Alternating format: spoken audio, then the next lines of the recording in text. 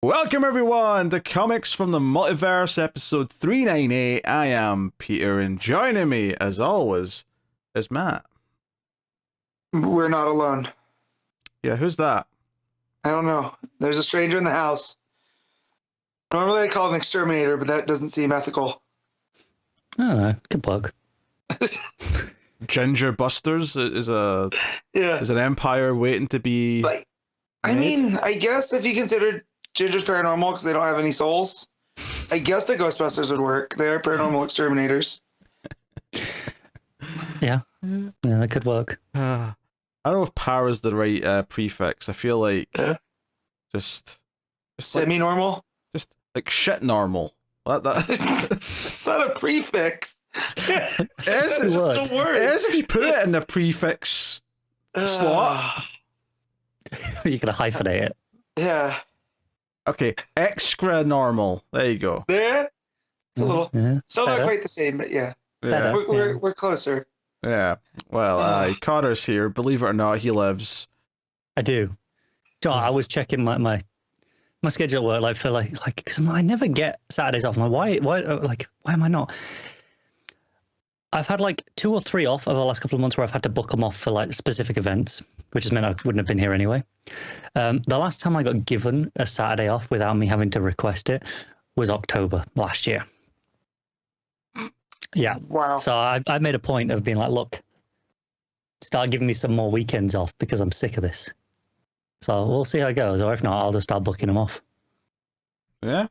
Well, here we are. It's DC Comics Podcast. We get together and we talk about this week's DC books.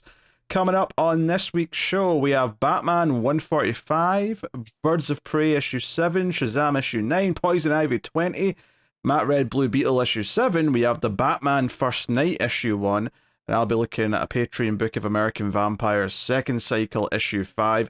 I was going to do both this week, however, I didn't for 2 reasons. One, next week has like 4 books, so I thought I'd help that out.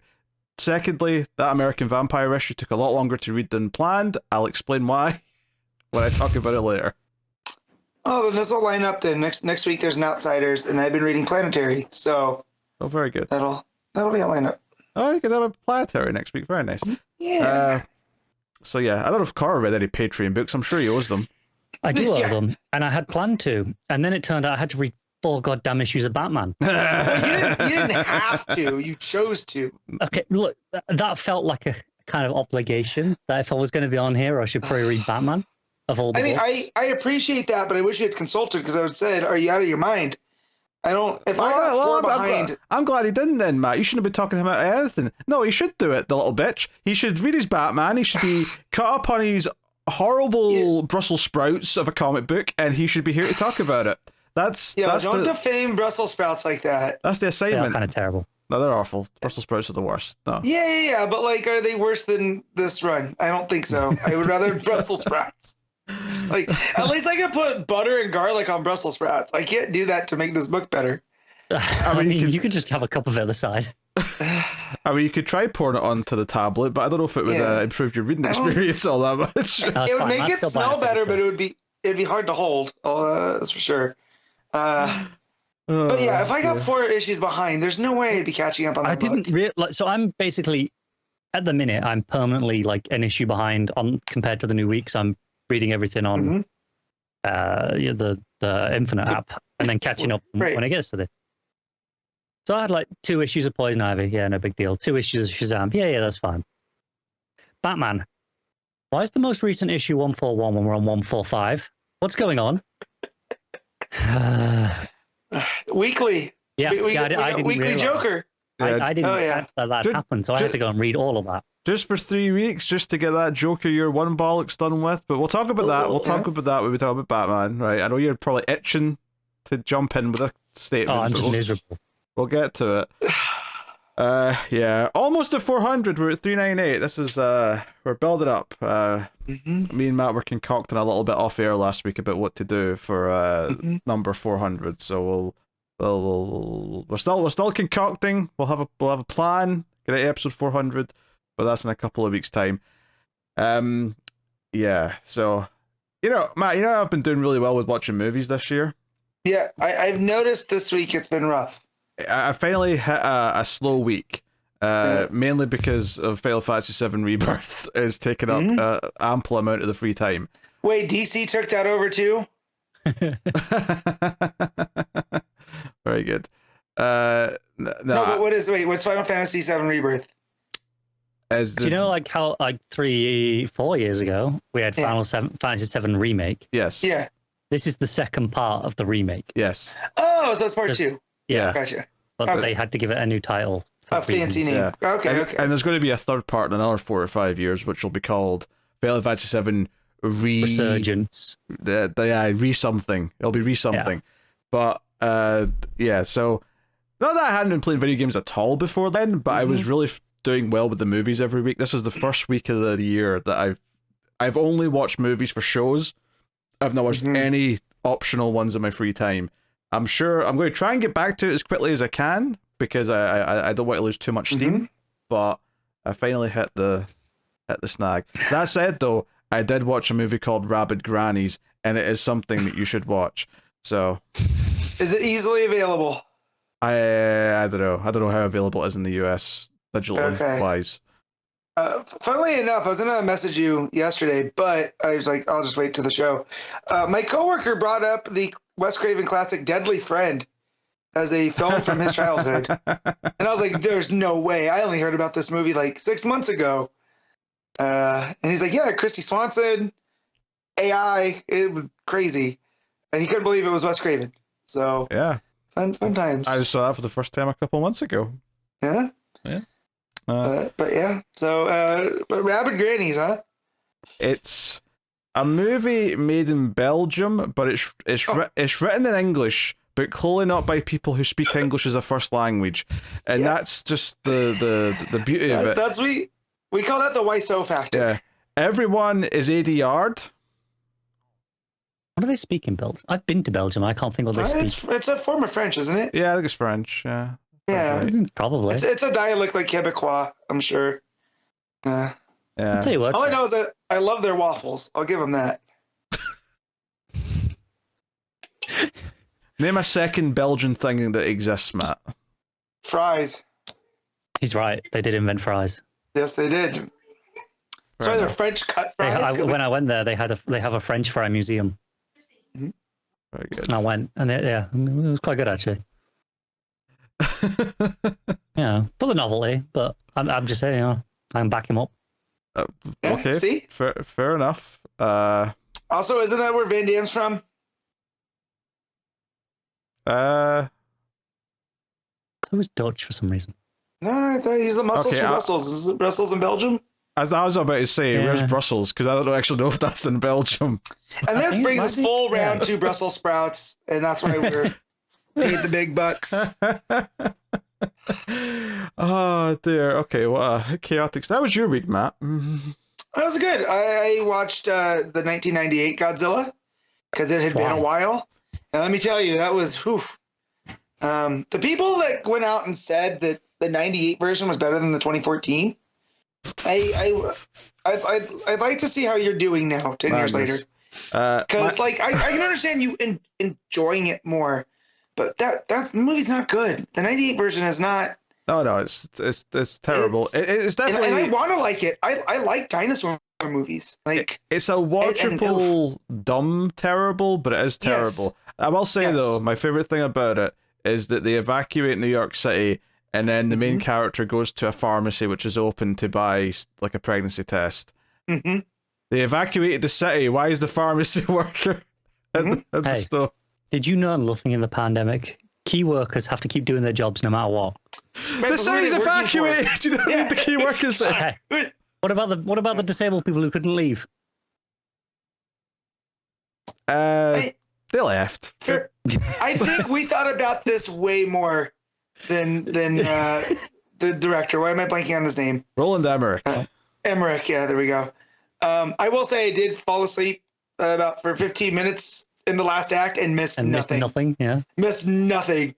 I wake up, there's little Godzillas running around like raptors, just clearly ripping off Jurassic Park.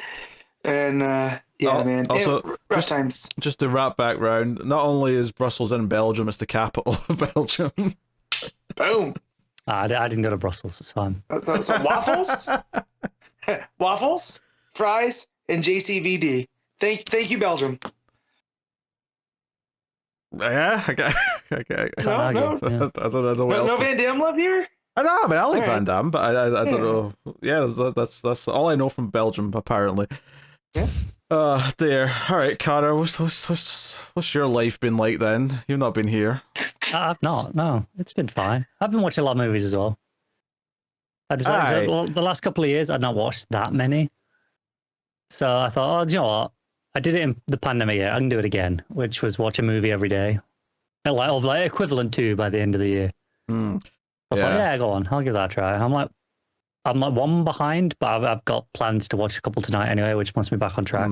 I saw you watched that horrible 90s Romeo and Juliet movie. So good. I just saw it last month. Honestly, no. It's one, it's great. Two, it's fun. Three, people who say Shakespeare is incomprehensible are frankly morons. No, It is it's not incomprehensible. incomprehensible, but it doesn't work in the 90s. Yes, it does. No, it does not. It does. Also, the gunplay over the swordplay. Man, That's cheesy. I can take or leave that. But a waste. Yeah, a waste of Leguizamo. Although, who does he play? I always thought it was Mercutio, but it's not. it's not. No. But yeah, I don't Man. know, but I always struggle to say his last name, so I've started calling him John Luigi Asmo. yeah, you're not wrong. That's a good mnemonic to remember it. Because he was Luigi Mario. That's my skill.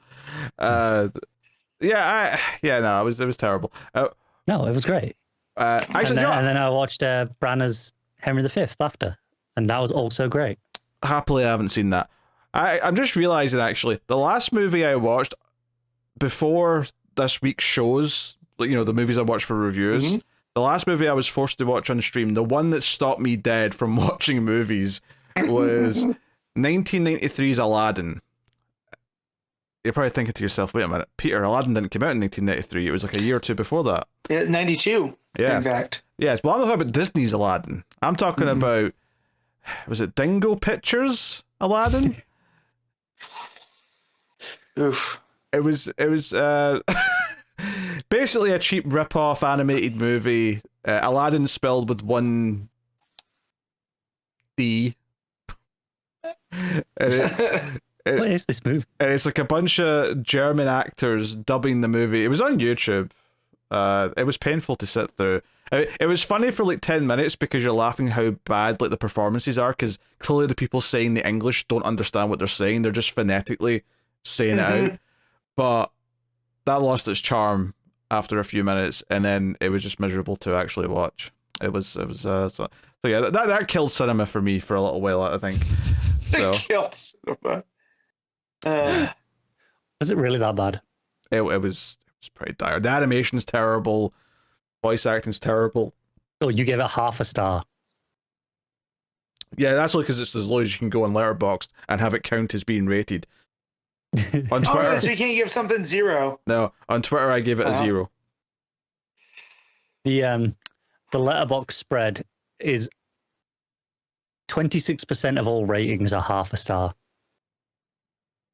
So for I once, can't believe there's that many people have gone out of their way to agree. watch it. What was that, Matt? So I can't believe that many people have gone out of their way to watch it, to review it. You know what I mean? Yeah. Like, Hey, it says it has 5 fans.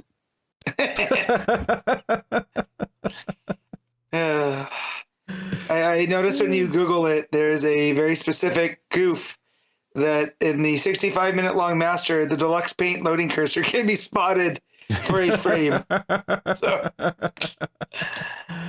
they spare no expense with the animation and that, don't you worry. There's all sorts of just still frames sitting there for a minute. fun time. So what did you do to deserve that?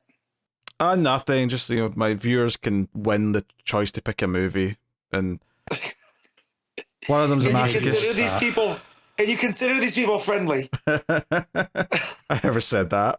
Okay. Never said such a thing. Because I mean, I have the right to veto, and now that I've watched one Dingo Pictures movie, I promise you that I will veto any No suggestion Fair. from that Because I remember bouquet. when we had our short-lived this or that style show where people would vote, and I was trying to get Sweeney Todd on there, and Pete was doing his damnedest to not have to get see one of the viewers on his streams to pick it. Yeah. But then the mistake there is that I was gonna have to watch Sweeney Todd, so I was also hoping that they didn't pick it. So, but now if we get them to do it, we don't have to watch it. True. This is collusion, and I will not stand for it. So, but yeah, man. I did start catching up on the DC movies. Oh, I noticed. Why? Why would you do that? Yeah. They background noise and they fill out my stats. Is Aquaman 2 as bad as everyone says? It's not terrible. It's mediocre. Like it's very it's bland and mediocre. But I don't know how bad they're saying. If they're like saying it's like the worst movie ever. What? Like doing part 2. Well, I've not seen that yet, so I can't argue. But you're against the run of almost everyone else I've seen talking about it. So yeah, well, Pete makes Pete the voice of the voiceless here. So look, it's very pretty, right? It's very pretty. I want to like it, but goddamn, could I not give a shit about Paul Atreides and any of his bullshit? Okay. Did you like the first one? I was lukewarm. I gave both a 6. They're both 6s. Well, I like the first one a lot. Well, you'll probably love the second one then. I'll probably rewatch the first one on Monday and then go to the cinema on Tuesday. I do like that people are posting the seat maps and it's full for like IMAX showings, and that's good for the theaters. As someone that likes to go to the movie theater, I just don't ask me to go see it. I could not. I just can't care. I'm glad people like it. I'm not gonna. It's one of those things. I just don't need it. All I'm saying is that when the worm riding starts, there's no electric guitar in the score, and I have become accustomed to that in my Dune movie, okay? Right? David Lynch's superior film is... Even David Lynch doesn't think that. Whoa. He should. We know he doesn't like that movie that he made. We don't know for sure that he thinks it's worse than the new ones that are out. You don't know what his opinion is on the new ones. I put money on it. No, I'm going to say that he liked the no one knows electric his guitar. opinions on anything. Not really. But oh, God. That movie did in 2 hours what this new pair of movies did in about 5 hours. Yeah, but it's fine because Dune 3 is going to be great. Having not seen Dune 2, Connor's assuring us that 3 will be awesome. Oh, because they're doing Messiah. Okay. I heard people say that was a bad book, though.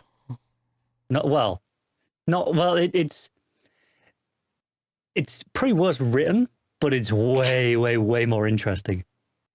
Well, it wouldn't be hard. Cool. It's like off the charts. Like just like, we're gonna do some crazy shit now. Look, I'm throwing out some hot takes because I'm just doing some random bantering at the start of the podcast. If you want a bit more of a, nuanced conversation about this, we did review it on the Atomic Cinema Experiment, and we talked in depth about why I thought a lot of the characters' motivations just kind of felt weird getting into Act 3 and other things. So how's my boy Dave? How's Dave in there? Batista's fine. Yeah, he's okay. Yeah, he's... And also, I'm willing to bet, having not seen it yet, 80% of these character motivations are weird can probably be explained by the fact they're all just high off their tits.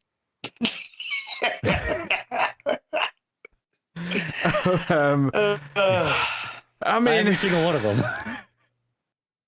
I suppose in a sense that kind of is the case, but that's not compelling to me as a motivation for doing something. So as everyone was talking about this, I did a dive on Frank Herbert, the writer of the original books, and man, that dude loved hallucinogens. So the fact that Connor is pointing that out kind of makes me a little bit curious now. like But then I see the blue eyes and stuff. I'm just like, I don't care again. I'm back out. Then I see the worms. I was like, okay, those look cool. You'll watch it at some point. Let's be honest. Okay, I did watch Waiting for Wrestling to start the other night. I did watch the last 5 minutes of the first one, and it looks pretty. So I know what's following how it looks. Honestly, I'm just at a place now where there's only one Denis Villeneuve movie that I really like, and the rest of them I'm really lukewarm on. If I'm guessing, Prisoners. That one's okay too, I guess. But I was thinking Arrival. I really like I Arrival. forgot you really like Arrival, yeah. I like Sicario. Yeah, I didn't do anything for me. Sicario's probably like my least favorite of his that I've seen, but I still like it. Yeah, I think it's well directed. The story's here or there, but it's very tense. So I give him that. I do like Arrival as well. And Prisoners was good. And I wish it wasn't spoiled for me by people, but that's what I get for waiting like 10 years to watch it. So I thought you were gonna say waited like 2 weeks or something. oh no, it was a while. So but yes, yeah. A lot of big movies coming out. We got you know, Godzilla, Kong, the end of the month. Kung Fu Panda 4. I don't care about that. Sure. And well, the one I'm about to say, I don't really care about either necessarily, but I have to see it for review, and that's Ghostbusters: Frozen Empire. Oh yeah, that's soon, isn't it? Yeah, it looks those trailers. Like I thought they got all the nostalgia bait out their system in the first one, but oh no, that trailer was nothing but remember this, remember that, remember this thing. Yeah.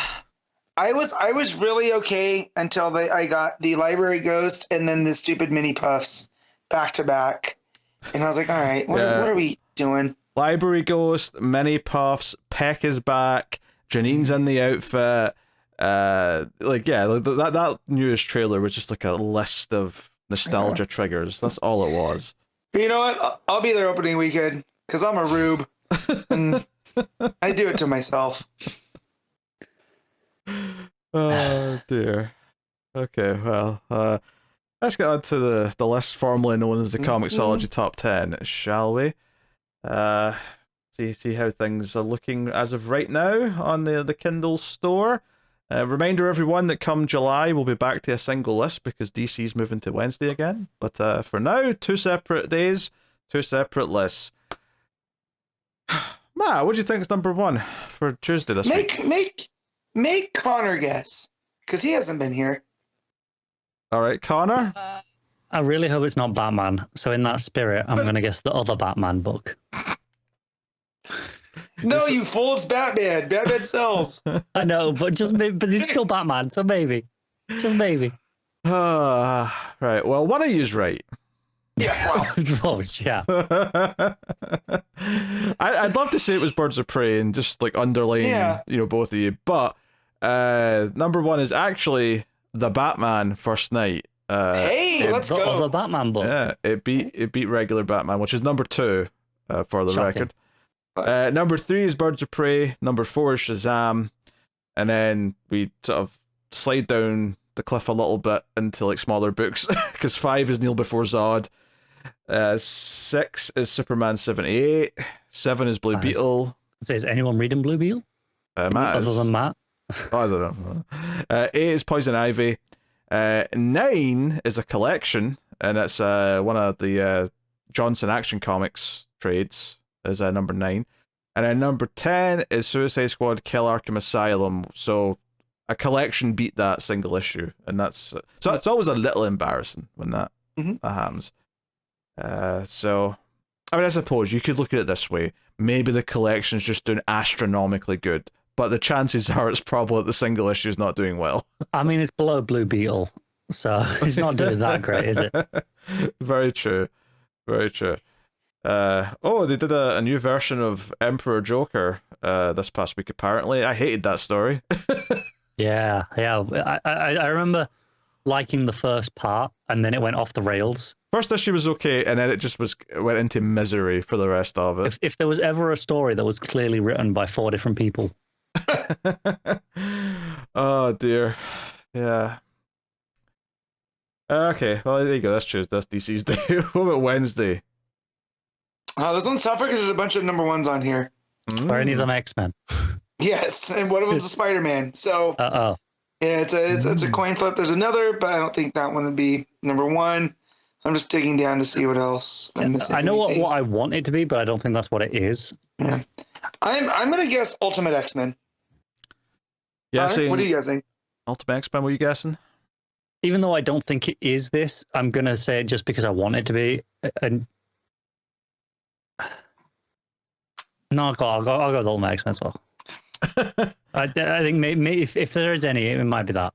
All right, it is Ultimate X-Men number 1 by Peach Momoko. Is that the writer? Or is that just Both. That's both. Okay. I don't know who that is. So fair enough. She did was it X-Men stuff she did before? The Demon Days stuff. It was like these kind of weird standalone things that she did before. That's just funny because obviously they were really quite good. They have Hickman on the Spider-Man one, so that's if this writer's been put up next to Hickman as the X-Men writer, it feels like a stage. It's very much them going, no, this is not. I mean, I know it's Ultimate stuff anyway, but still, even then, it's like, no, this is different because all of our stuff has been kind of out there that I've seen before and very unique art in the realms of the big two. Okay. Number 2 is X-Men 32. Number 3 is Void Rivals, so a non-Marvel book, sneaking out of the top 10. Always nice to see. Number 4 is Spectacular Spider-Man, number 1. 5 is Weapon X-Men, issue 1. That was the other one that was like, there's no way that's number 1. No, but it's got a Wolverine on there, so you never know. No, which by the way, I saw the trailer for Deadpool 3 when I went to the movies. This past week. It looks like another one. No, I hadn't seen it before. I never bothered watching it. No, it just looks like another Deadpool movie. It does, but obviously the title's Deadpool and Wolverine, which is why I thought of it. Yeah. You don't really see Wolverine though. You just get like a little shadow at the end of the trailer. Yeah. But if they've got him in the title, I assume he's got a fairly large part of the movie. But yeah, I would assume so. Yeah, but I don't like. Although if there is a movie that could pull it off where it's not, it would be a Deadpool movie where they can have him actively make jokes at the audience for thinking that. Yeah, or keep delaying it, right? Like we keep getting close, and then he gets pulled away. So final shot of the movie is them together. That's right. As he goes, Well, I'm sure Matt will see it. He can tell us what happened. Yeah, I'll let you guys know. I have no problem with the Deadpool movies. They're fine. I thought the first two of them were. Yeah, I mean, they're fine. Okay. But I'm over fine superhero movies, right? I'm over them. Yeah, you'll see it anyway. No, I won't. Do you want to bet? I'll happily bet. Connor, by any chance, did you see Loki season 2? I think you dig it. That's why I asked. The only Marvel thing post the last Avengers movie that I have seen, I think might be the Hawkeye show. Okay. And that was only because of... Have I seen any of the other movies since then? I could have sworn you watched... I thought you had watched Loki season 1. Nope. I watched the first 2 or 3 episodes of WandaVision and hated it. Gotcha. Yeah. Well, because I was going to say, the Deadpool trailer made me go and be like, hey, you should watch season 2. And it was beyond my expectations. So I don't think I've seen any of the other... I don't think I have. I wouldn't bother with most of them. Maybe watch Guardians 3 if you want to wrap up that sort of trilogy, but the rest of it... Yeah, also, if you want to be trauma dumped on and maybe cry, then yes, Guardians 3. Yeah, all the other Phase 4 movies I have seen, I would not recommend to varying degrees. Some are mild not recommendations, and some of them are stay the F away. Which one's that? Which ones are that? I mean, Eternals was dull as shit. Right, that'll be the next movie I'll watch. Why? Okay, well, you did it to yourself. You should dog yourself out. He has already proved tonight he has no taste, so... Oh, no, Eternals, like out of everybody, I'm usually the most positive on things. That movie was not good. It looked pretty, but it was not good. Oh, Black Widow pissed me off as well. That one annoyed me a lot.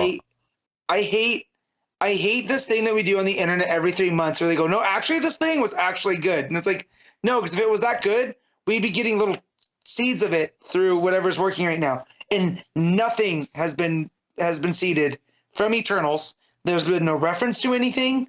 They just dump these characters and let them go. I don't even know what's coming up anymore for Marvel movies. Oh, who cares? It doesn't matter. I genuinely have no idea what I'm assuming there's at least 1 or 2 coming out this year. No, it's just Deadpool. They had to delay everything else because of stuff. Yeah. Oh, okay. I forgot that Moon Knight was a thing. So did I. Because I was like, oh man, it's been a minute since I've seen Oscar Isaac. What was the last thing he's... And then Moon Knight popped up. Oh, I probably wanted to. And I was like, oh man. Spoilers, Connor. So I'm sorry for spoiling the 5-year-old movie that you know. Based on the 50-year-old book. Yeah, exactly. Oh dear. Now, actually, one of my pet peeves on the internet is when I'll see someone complaining about like the consensus on something, and they'll say something like, "Oh, all of a sudden, everyone's saying these things are bad about this movie and ignoring that it's still great." Mhm. And it really bugs me when the thing they're saying people are saying now, 5 years later, is something I was saying the day it came out, and I'm like, "What is this?" There was always critics. Just because you've seen a few negative comments recently doesn't mean that all of a sudden it's a new thing. Yeah, it's people get blinded by their own opinions, and like that's fine. Like what you like, but whatever. But like not everything has to be an argument. Not everything has to be the best or the worst. And this is where I do appreciate Pete, and I'm not just saying this because he's right here, is he is pretty steadfast. Like nothing really changes. So whatever his opinions on Civil War were when Civil War came out are still going to be that. So when people are talking about the faults of that movie all these years later, Pete can definitely... he's more negative on it now than he was at the time. Yeah, true. The things that bother me more now, but the causes were always there, and I always complained about them. And that's where I feel like I could consider Pete a critic in that way, is that there is a way he brings nuance to the conversation versus some of my other friends that I would say are more reviewers, right? Like I would put myself into that where it's like, hey, I saw this movie. This is what I felt. You know, you're looking at it with a fine-tuned comb, and that's good. You know, I'm enjoying this part of the show where I'm praised for things. Anything else anyone would like to add? Connor, don't do it. No. He's already said Dune 2 shit. He said Romeo and Juliet was shit. He said he doesn't want to see Bran as Henry V. Why are you defending a movie you haven't seen yet? I don't know, because he said it's shit, so it was like, he didn't say it's shit. It's mediocre. So now I have to like it. I used to be like that too. I used to be like with Pete, where it's like, oh, he liked it. I want it to be bad, so I could argue with him. You know. I love that the last thing on that list was he doesn't want to see Kenneth Branagh as Henry V. Like, no shit. Do you have beef with me too, Connor? Because I don't either. Yeah, but I don't. I expect you to hate that sort of movie. Yeah. That's what does Pete love Shakespeare. But he should. Well, that's what I'm saying. He should appreciate more. I'm literally never going to. Uncultured swine. It's a losing battle. Here's the thing about Shakespeare is I like when they adapt him. So like 10 Things I Hate About You, great. You know? Oh, sure. I understand it. I like Ran. Ran's a great movie. Kurosawa took that crap and turned it into gold. I don't want to. I also like Ran a lot. It's not my favorite of his adaptations, but it's still very good, obviously. Oh dear. Yes. So, anyways, are we done with the top 10? Not quite yet. I love I love that I am this weird like dichotomy of, on the one hand, liking stuff like Kurosawa and Ingmar Bergman and like stuff that most general people would think is artsy and snobby and pretentious. God forbid you like Shakespeare. But I can't stand Shakespeare, which makes me sound like such a simpleton. I love that. That's what makes me a real full-fledged out person. You know that? That's what makes we're back to praising me, but I'll do it myself, right? That's what makes me so fantastic. It's the dichotomy of. See what you've done now, Matt. Hey, I just want to point out that my friend actually does. Like Pete's never in that person going like, hey, let's reevaluate this thing. It's like, well, no, we don't need to reevaluate it because I already did. We're fine. You know, and I appreciate that because that's up there with the selective outrage echo chamber. Hey, that's on there too. So I just like people on the internet, and I don't know if Elon's made this worse or probably. Yeah, but I see more of it now, and it pisses me off. It is worth mentioning though that once in a while, once in a blue moon, something you can turn around on something. You know, you might, a different time of your life, you look at something again, and you go, you know what? I didn't see the what was special about this. It didn't click with me the first time. Now I get it. This happens. It's rare, but it does happen once in a while. Give me an example of when it happened for you. I want it to be something terrible. Well, actually, the example that comes to mind is the Blair Witch Project. Actually, I hated that when I first saw it, and then when I saw it again, like 15 years later. Was it when you first saw it? Did you see it when it came out, or did you see it a few years later when everything was found footage? No, it was about maybe a year after, but we weren't in the found footage before the boom. Yeah, it was before Paranormal Activity for sure, which is when it really rippled into. Yeah. Because Cloverfield's a movie that when I rewatched it again a couple of years ago, and I remembered liking it well enough, I wasn't into it anymore because it's just all the found footage tropes. There's nothing special about it aside. It's very from mediocre. That. Yeah. Whereas Blair Witch Project actually holds up and is quite creepy. And that's one of those movies that they had to figure out a way to do things sneaky because they were working with a real small budget. Yeah, it was inventive. Yeah, and it's very spooky still. Just with it's what you don't see versus what you do see. So. There's not many found footage movies I can think of that hold up that are worth watching. Yeah, that Creep's good. Wreck's good. Worth watching. Yeah. But yeah, that's most of the list of must-sees, I would say. Well, if kind of a half found footage with the Unfriended. Yeah. The first one. Oh yeah, honestly, 2's good as well. Honestly, it's all right. I'm not as big on it. I thought it did a good job of like immediately it shakes things up. The premise, like I was shocked that I liked 1 as much as I did because it sounded like a stupid idea to do a movie that's just like a computer screen the whole time. But it had me hooked. Yeah, it was so good. There was so many little things in it where it'd be like. You could see her, like the main character who's controlling the computer, like go to type something but then erase it, but you got to see what she was about to type, so it would let you into her. Like it was really quite smart the way it did all those little things. Yeah, and for every Unfriended, there was the gallows. Or there was 2 of those that were just terrible. Gallows was bad. Gallows 2 was like so bad it was kind of funny though at a certain point. I will say that was a theater experience that I am thankful for because the guy behind me was giving us a full commentary. And it made the movie better. Commentary on what? Nothing happens. And that's why it made it better. Because he was, when I say commentary, I was getting his inner thoughts, his inner monologue of watching the movie. So, but yeah. All right. So, yeah, the rest of the Wednesday top 10. Yeah, number 6 was Miss Marvel, Mutant Menace. Number 7 was Avengers.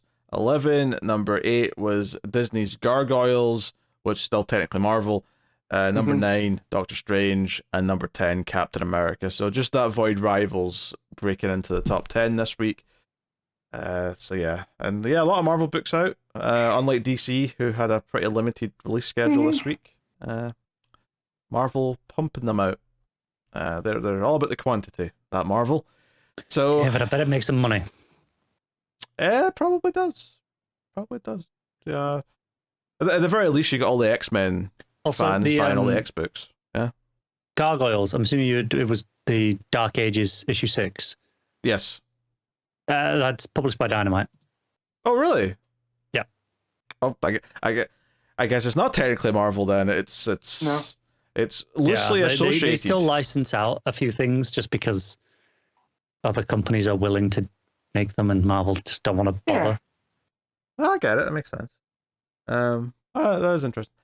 All right, there you go. That's the top 10 for the week. There is actually one bit of news to mention. We have a new book. We do. We got a Black Label book's been announced.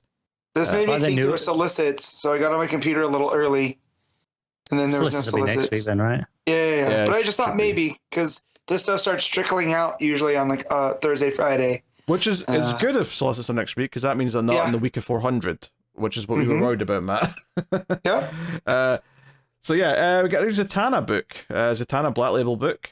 It's coming in June. It's called Zatanna Bringing Down the House, by Mariko Tamaki, which is cool, and Javier Rodriguez on the art. Yeah, it's just kind of neat.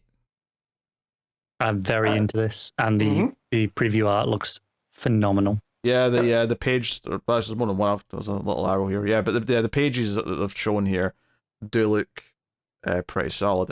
The work with the negative space looks very like it's gonna make this stand out as a Zatanna story. So, yeah, I think I like that we're getting a Black Label book that isn't a Batman or Superman comic because a lot of them have been that, and most of them have been at least really good. So I've not really complained about any of them existing by and large because they've all been interesting to read. But it is nice to get a character that isn't one of those two. There's not been a lot of variety. You've had the Swamp Thing book that let me Green Hell. Yeah. Yeah. tangentially still, but the Catwoman book. Yeah. Yeah, I count that well enough. But yeah, it's most. There's been one or two Superman, and then the rest have all been Batman. That's Here's a fun trivia question. Do you know what book Zatanna made her debut in? I don't have a clue, but I'll give it a guess just for the shits and giggles. I'm going to guess Sensation Comics. Okay. 3, 1, 2. You're gonna give a number. All right, okay. I would have guessed the Detective Comics. No, it's actually Hawkman. I would never have guessed that. Yeah, by Gardner Fox and Murphy Anderson in 1964. So I'd have guessed it was going to be like an action or detective, one of the long running. Yeah. Yeah. But yeah. So if in doubt, guess one of those. But yeah, I did not know that. So, Hawkman, that book, and Gardner Fox, who created, the concept of the Justice League. Good. Yeah, very cool. Good to know. So it's set at a Las Vegas hotel. Something with magic goes wrong and sets her life on a new path. So yeah, I mean, it's just I nice. don't care what the premise is. With that team on a Zatanna book, I was going to read it. Oh, sure, yeah. Yeah, I'm excited to Maki on another DC book. It's nice to know she's still in the camp, as it were, making books for them. So exciting, because she did that one Supergirl one shot, but that was like the last thing she did, and it's been a little while now. Yeah. Our detective run was really enjoyable, but that was over a year ago now. So yeah, nice to see. So that's cool, and that was basically it for the news. The only other mildly interesting thing is that James Gunn did put out like a list of his influences for Superman, like all the books he's inspired by, in addition to the 1978 movie. They're kind of predictable for the most part, but yeah, you've got Superman for all seasons. I've not seen this. I'm just guessing. All Star. Yeah, All Star's on the list. This is just the order though. I got for all seasons. You got All Star Superman. You've got the recent Johnson run mentioned, and there was a couple other ones as well. But it was I think Alan Moore's Whatever Happened to the Man Tomorrow was brought up as well. Yeah. Plus Kingdom Come was mentioned. So the mostly the predictable ones. But they're all in the spirit of Superman and what makes that character work, right? I think so. That makes me feel good. They're predictable for a reason. Yeah. Yeah, although him mentioning the recent good run, I think it's a good sign that he's actually keeping up with things, and it's not just he's read the greats and nothing more. Yeah. So that's cool. Well, when I saw that the Authority had been cast, and they kind of match up with the War World stuff, I was like, okay, there might be some of that, and then the S on the suit is very reminiscent of Superman and the Authority by Morrison. So I'm not surprised. But I just what, this all points to him at least understanding the character. Let's hope he does. After some of the quotes I read from Zack Snyder this week, I just want a creator who knows who the character is. I watched that full thing. I'm sorry. The worst part of that is I think he does know what the character is, and then actively decided that he wanted to do something different with them. Like, it's not. I don't think it was a place of ignorance that it came from. No, it's a different. It's different for the sake of being different. Yeah. Instead of trying to do something that was in character yet different, he's just like, nah, we're gonna do something that's not that character, and that makes me want to punch things. Yeah, he was so determined to do something new and something different that it became unrecognizable. But I don't think he fundamentally misunderstands. I think he does, and then actively pivoted away from that. Which to me makes it worse. Yeah. Well, it's the classic, is it better to be thought of as an idiot or to be thought of as an asshole? Like, which one would you prefer? Yeah. Which I can tell you, my brother had a run-in with him when he worked in Hawaii. And let's just say that it's more the latter than the former. I mean, so, I've never really heard anything bad about him as a person before. No. I mean, being on Joe Rogan's show does make me raise an eyebrow. Yeah, especially now. Maybe not back in the day, but now there's such a stigma associated with it that even when there's someone on there that I do like there's some conservationists he gets on there, I just can't. I'm not giving that man more money. Just you watch. In a couple of months' time, after Rebelman Part 2 comes out and bombs, he's going to be on InfoWars spouting his conspiracy theories. That was the other thing. He brings up that, and I was like, bro, people wanted to watch it. Then leaks Netflix's system for cooking their numbers. Yep. I feel like if you're starting to say, well, technically more people might have seen Rebel Moon than saw Barbie, I'm like, first of all, I'm not sure I believe you, and secondly, even if it's technically true on a technicality, like literally a technicality, then the fact that you're having to feel the need to bring that up just already makes you look bad. Makes you look like you're sort of scraping for clout. Just the fact that he casuals, Netflix counts every view as two, every stream as 2 views. Because they default assume that people will watch things with someone else. So there'll be 2 people watching it. Did you not see this? No, I didn't see that. No, like genuinely, like he just casually threw this out there. Like Netflix cooks their numbers whenever they say, "Oh, there's 60 million views on something." So just divided by 2, 30 million streams. Yeah. Now, obviously, sure, you'll have the occasional thing where you'll get a family of like 3 or 4 people will sit down and watch something. But I bet it does not average out. One of my friends was like, "Yo, Zach, I did click on it, but I watched 10 minutes and was like, this is BS," and stopped watching. And I guess that still counts as a stream. I had to watch the whole thing, so my Zack Snyder respect, if there ever was any, is at an all-time low. And for the record, we never actually said what he said this week. Basically, he just, for the audience here, he said that Batman can never be relevant again if he doesn't start killing. Like something as long as as he keeps the no-kill rule, he'll always be irrelevant. Yeah, so just keep him away from anything I care about, please. That's all I want. Here's my question then: why is there Joker?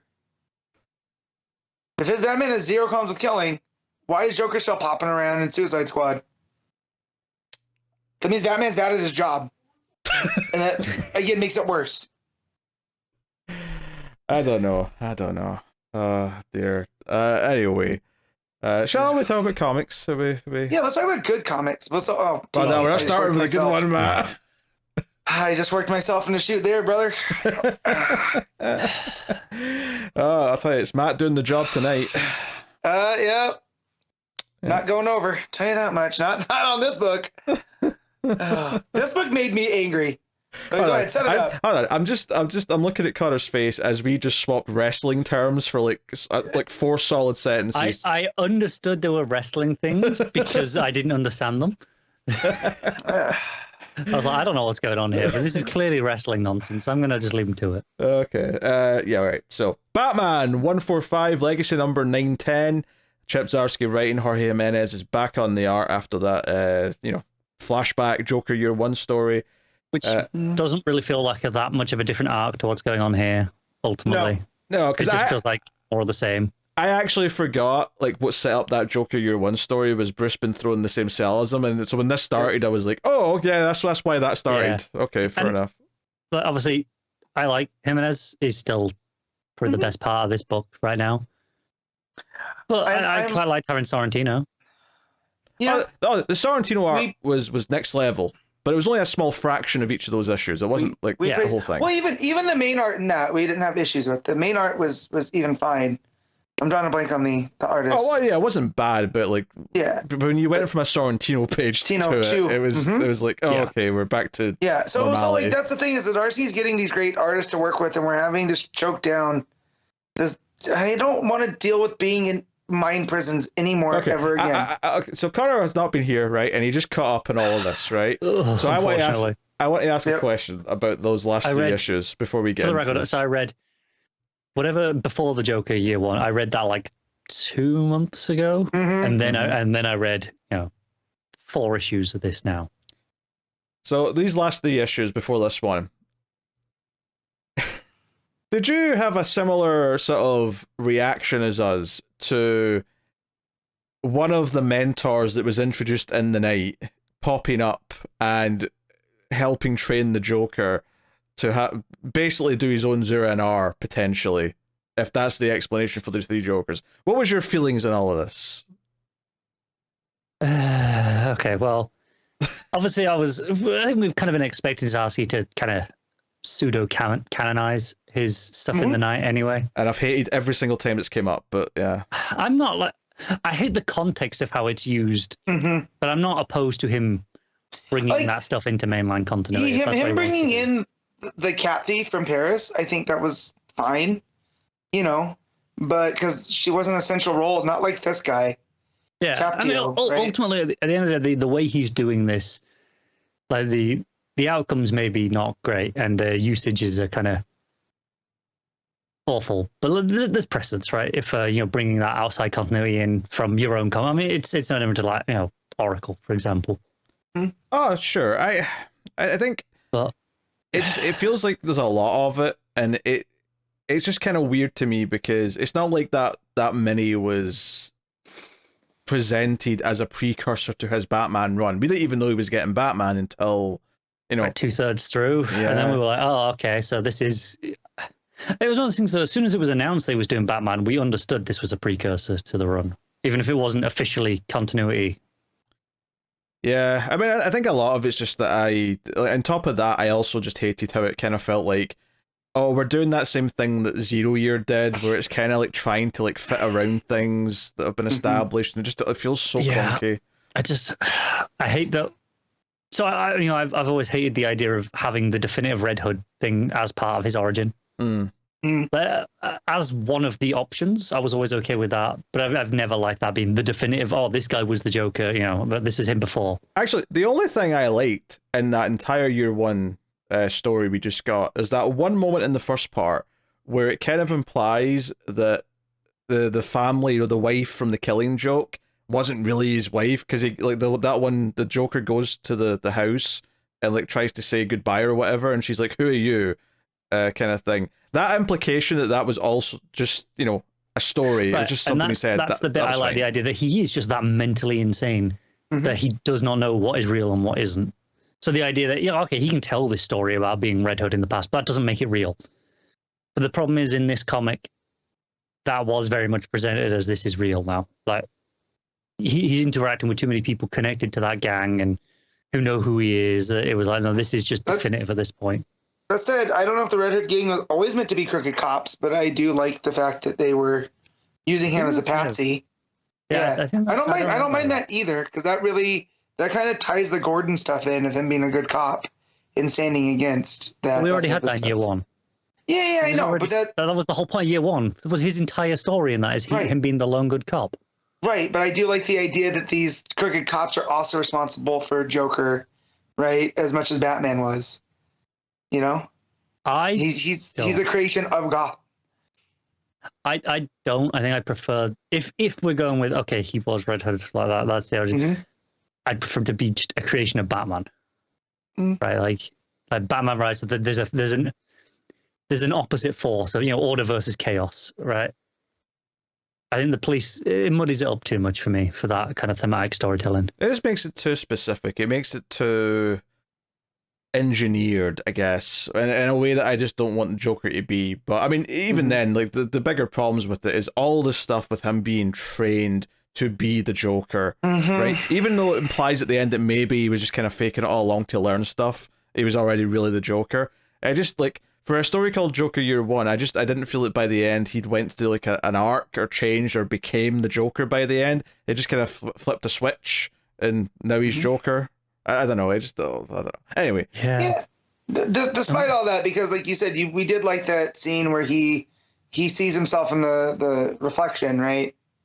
And that's the last time he sees his true self. But then Zdarsky got away from that as the story went. So it's a very muddled story throughout. Fundamentally, it's an entire story I just don't want to exist. Like, I wish I'd never read it. I wish it was never written. Stop pretending that 3 Jokers is a real thing. Yes, stop it. And I don't feel any better with this issue. I just feel worse again that we're back doing this shit. And I don't like his voice for Joker. I don't like this Brucey nonsense that he keeps doing. All I can see, Connor will get this reference. I'm just hearing Bruce Forsyth when he says Brucey. That's all I'm hearing. Right? Yeah. I used to love the concept of Zur-En-Arrh just as the, that as Morrison had put it in RAP, the break glass in case of emergency version of Bruce. This is the Bruce that is a basic operating system in case things get that bad. Now I'm at the point, thanks to Zdarsky, I never want to see Zur-En-Arrh. Here's Zur-En-Arrh. He's killed it. He's killed it for me again. And it took a concept that I think is a lot of fun and can be played with in the right. Like before this, I would have loved to see Ram V's type take on Zur-En-Arrh. Well, that's with the this thing. whole idea of ideas. Ram V basically is doing his take on it in Detective right now. It's just not it's just not actually Zur-En-Arrh, but this idea of the inner beast of him fighting for control is very much a big part of that book, which is what makes this even more painful, because this is such shite. You can see the better version next to it on the shelf. But I'm talking even the full suit with the the purple cowl and the red, and just to see how that stands out against the Batman that we know. It doesn't retroactively make Anthony Morrison's run worse by any means, but he has killed this for me forever now. I never want to see Zur-En-Arrh again. Like, I'm done. I don't want to see it.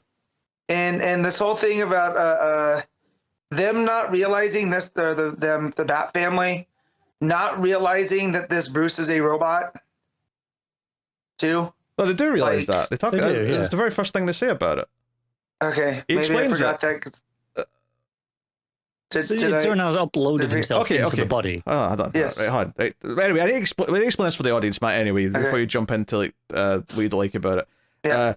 So Zur-En-Arrh has built his own bat robot suit, which, by the way, I hate how it looks. To get that out of the way first, it makes me think so much of that goddamn bunny bat suit in that part of the New 52 run that I didn't like. I don't I don't hate that much of it. I just hate the arms and the hands and the fingers. It feels so extra, like especially those fingers, like those big long squiddly fingers. That's the point where it loses me. The top being like really rounded, it's very anime, but I don't hate it. But then it gets the fingers. I'm like, why? It's just over designed to me. I'm just not a fan. But basically, he runs into Jason quite quickly, and he explains to Jason that his body was damaged beyond repair, and he had to upload his consciousness into a robot. But it's Bruce, and it's like a screen in the face where Bruce's face is being like displayed. I like how he starts to take the cowl off. Yeah. But that's kind of what the bulk of the issue actually is when we get into it, is the Bat family trying to decide what to do and if they should trust that it's really Bruce or not. Yeah. So here's my thing. So I know why I didn't remember this, because I put this down as I was falling asleep, and when I picked it up, my tablet had moved me 2 pages, and I just kept reading the next time I picked it up. So when you said Jason, I totally didn't realize that, because I remember putting it down on the Jason page, but when I picked it back up, I just started reading to get it over with. So I'm reading this the whole time going, are they dumb? That is a robot face on Bruce. And I got very concerned. So they know it's a robot. They're debating whether or not it's really Bruce's consciousness that's now in a robot, or if it's But obviously, we're seeing this Batman be vicious. He's willing to kill. He's willing to, like, if someone's like already been to prison and got back out, he's like, well, you're clearly a lost cause. So tell all your friends I'm Batman. Blah blah blah blah. Meanwhile, Bruce is in a cell in Blackgate with Joker. And Joker just will not shut up. Like I said, I hate Zdarsky's voice for Joker. I don't like it at all. But Bruce gets out by lockpicking with like a part of the straitjacket the Joker's in, and goes rummaging about, basically. And he puts bandages over his face so none of the villains can recognize him, which is why he looks like Hush on the cover, because he's just sort of made like a bandage cowl for himself. He speaks to Vandal Savage for a bit. He fights some robots. There's not really much to it. Meanwhile, on the outside, the Bat family are debating, like, should they trust this robot? Is it really Bruce? He's obviously acting a little bit out of character, and Zur-En-Arrh decides to broadcast all over Gotham's Times Square and all the screens in the city that Batman is taking control because the city's devolved into a cesspool of evil and corruption. And he's making charge. I feel like we've had this story 3 times in the last 5 years. Oh, yeah, for sure. Like, Failsafe taking over Gotham in the first arc was the first big red flag that we've done this so many times with various villains. But now this idea that, I'm just thinking, like, in terms of like the recent history we had in going back a little bit, but Tynan's detective had that future Tim Drake state. That's right. Yeah. Yeah. Had that. I mean, even the stuff in at the back end of Kings where it was the villains that had taken over, and it was like, but it had been cut off from the rest of the US. They were like, no, you're on your own. You're your own little nation state essentially right now. I get a lot of vibes of that still from this. Yeah. I just like.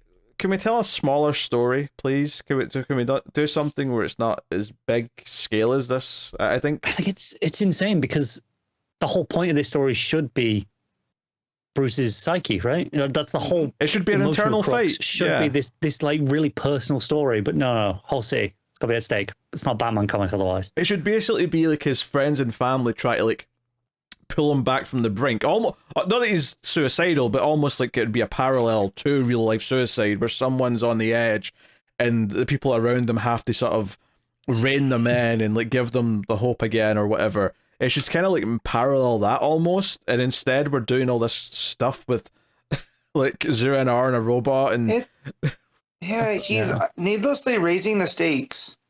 Where we can just care about Bruce, like Pete was just saying, about getting too close to the edge and, not being able to keep his mental state up. But now you have him taking over the city again, the second time in the Zdarsky run. And it just I don't feel anything. Yeah, the closest I got to liking anything was probably the Bat family debating things amongst themselves, just because it ties into what we were just saying about them sort of like try to figure out, is this actually the person they think of as a father? Or how can they help him if it is him? Like, that is the heart of the story if you really want to get to it.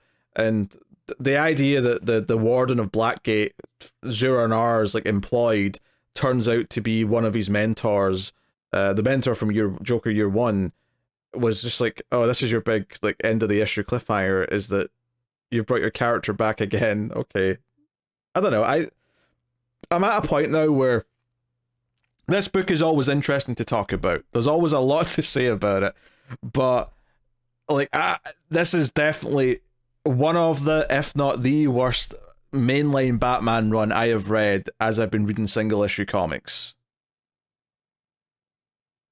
I'm trying to think if there's been anything worse. I'm running on fumes on this one now. Even Joshua Williamson's short stunt, I didn't love it, but it was better than this. Yeah. I'm like, it's getting to the point where I'm like, why am I going to keep reading this? It's diminishing returns now. Because like, again, it's not even that fun to talk about now. At least when we were doing the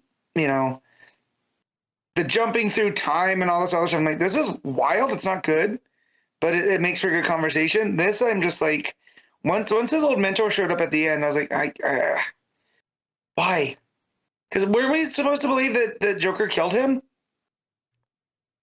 Yeah. Well, I think that's why he's got like scars on his face, like a smile's been carved in. So I think that's like Joker leaves him for dead, and because obviously I read this just earlier. The last bit is like his internal monologue is like, well, as I'm dying, at least I'll know this. Yeah, but here he is. This idea, Joker and Batman were partially trained by the same man. Like I just I hate it. I hate all of it. Yeah, I mean, honestly, like, we're going to have a few rough issues wrapping up this arc, and then it's almost just like, okay, what stupid thing is Zdarsky going to do with the next arc? I can't believe, I was excited for Zdarsky when he was announced. If you went back and told me how much I would hate this before he started, I would have... The thing is, like, because we mostly, not entirely, but like mostly enjoyed the night. Yeah. And that led us to be like, oh, this is probably going to be a pretty solid run. It's like, I didn't love it. Like, I didn't think it was amazing, but there were some good issues in there, and there's some nice beats for the character. It was mostly solid enough, though. Like, it was nothing that made you afraid to read a full run. So the fact that it is this bad is kind of impressive. Yeah. It's rough. I feel like the last couple of issues were probably more entertaining as a review, just because we were just raving about so much of what he was doing in that Joker Year One stuff. This issue is kind of in this frustrating middle ground where a lot of the things we hate are still there, but at least we've got Bat Family sort of doing stuff again, and at least that stuff can function better as like a regular comic book, but goddamn, well, I swear, when you come out of a Batman comic not liking his voice for either Batman or Joker, you're in a bit of a rough spot. Yep. And there's no sign that his run's coming to an end anytime soon. No, all the runs I like are ending in the near future, right? Where we're ramping up to the final arc of Nightwing, the final arc of Ram V's Detective. Yeah. But this is threatening to last for years. Action is not thrilling right now. No, we basically know what that is now until the end of the year. So. Yeah, nothing about it has me personally that excited. Maybe you two are a bit more into some of it than me. No. I've been pretty negative on those last couple issues. Yeah. Especially since it's suffering from one of the same things that Batman's suffering from, which is it feels like Aaron's just doing a plot that we just did in Superman like 5 issues ago, and that's kind of weird. It's just instead of parasites, the entire city's turned into Bizarros. Mm-hmm. Yeah, okay. I'm glad. I thought you two might have been more positive on the Aarons, especially Matt. No, it pains me. Yeah. It pains me that I'm not. So. No, it's a shame. It's a shame. Yeah. But however, his Batman Offworld, we are both enjoying. I can't stand it. I just from the start, and the premise is atrocious. Oh yeah, no. Like Batman going out to test himself against all these aliens. I hate it. I just do not like it. I think it's pulpy fun, and he fought some space wolves. It was great. Somehow given him a good reason to fight some space wolves. Somehow knowing that Connor doesn't like it makes me like it just a little bit more. Yeah, it does, doesn't it? Plus, Monkey's drawing all the aliens. We got the cool Tamaranian. Yeah, it's terrible. Yeah. Okay, I'm willing to bet money that none of us read the backup. I skimmed it, and then I got to the end, and I'm glad I only skimmed it. That said, just skimming it, Bandini's art is really nice. Like, the breakdowns, clean, isn't it? Yeah, the breakdowns are good. Like, it's very cinematic. It seems like he's got the doctor in a box and he's dosing him with Joker water or something. But it ends up leading to when Joker cuts his face off and shows up at Wayne Manor for Death of the Family.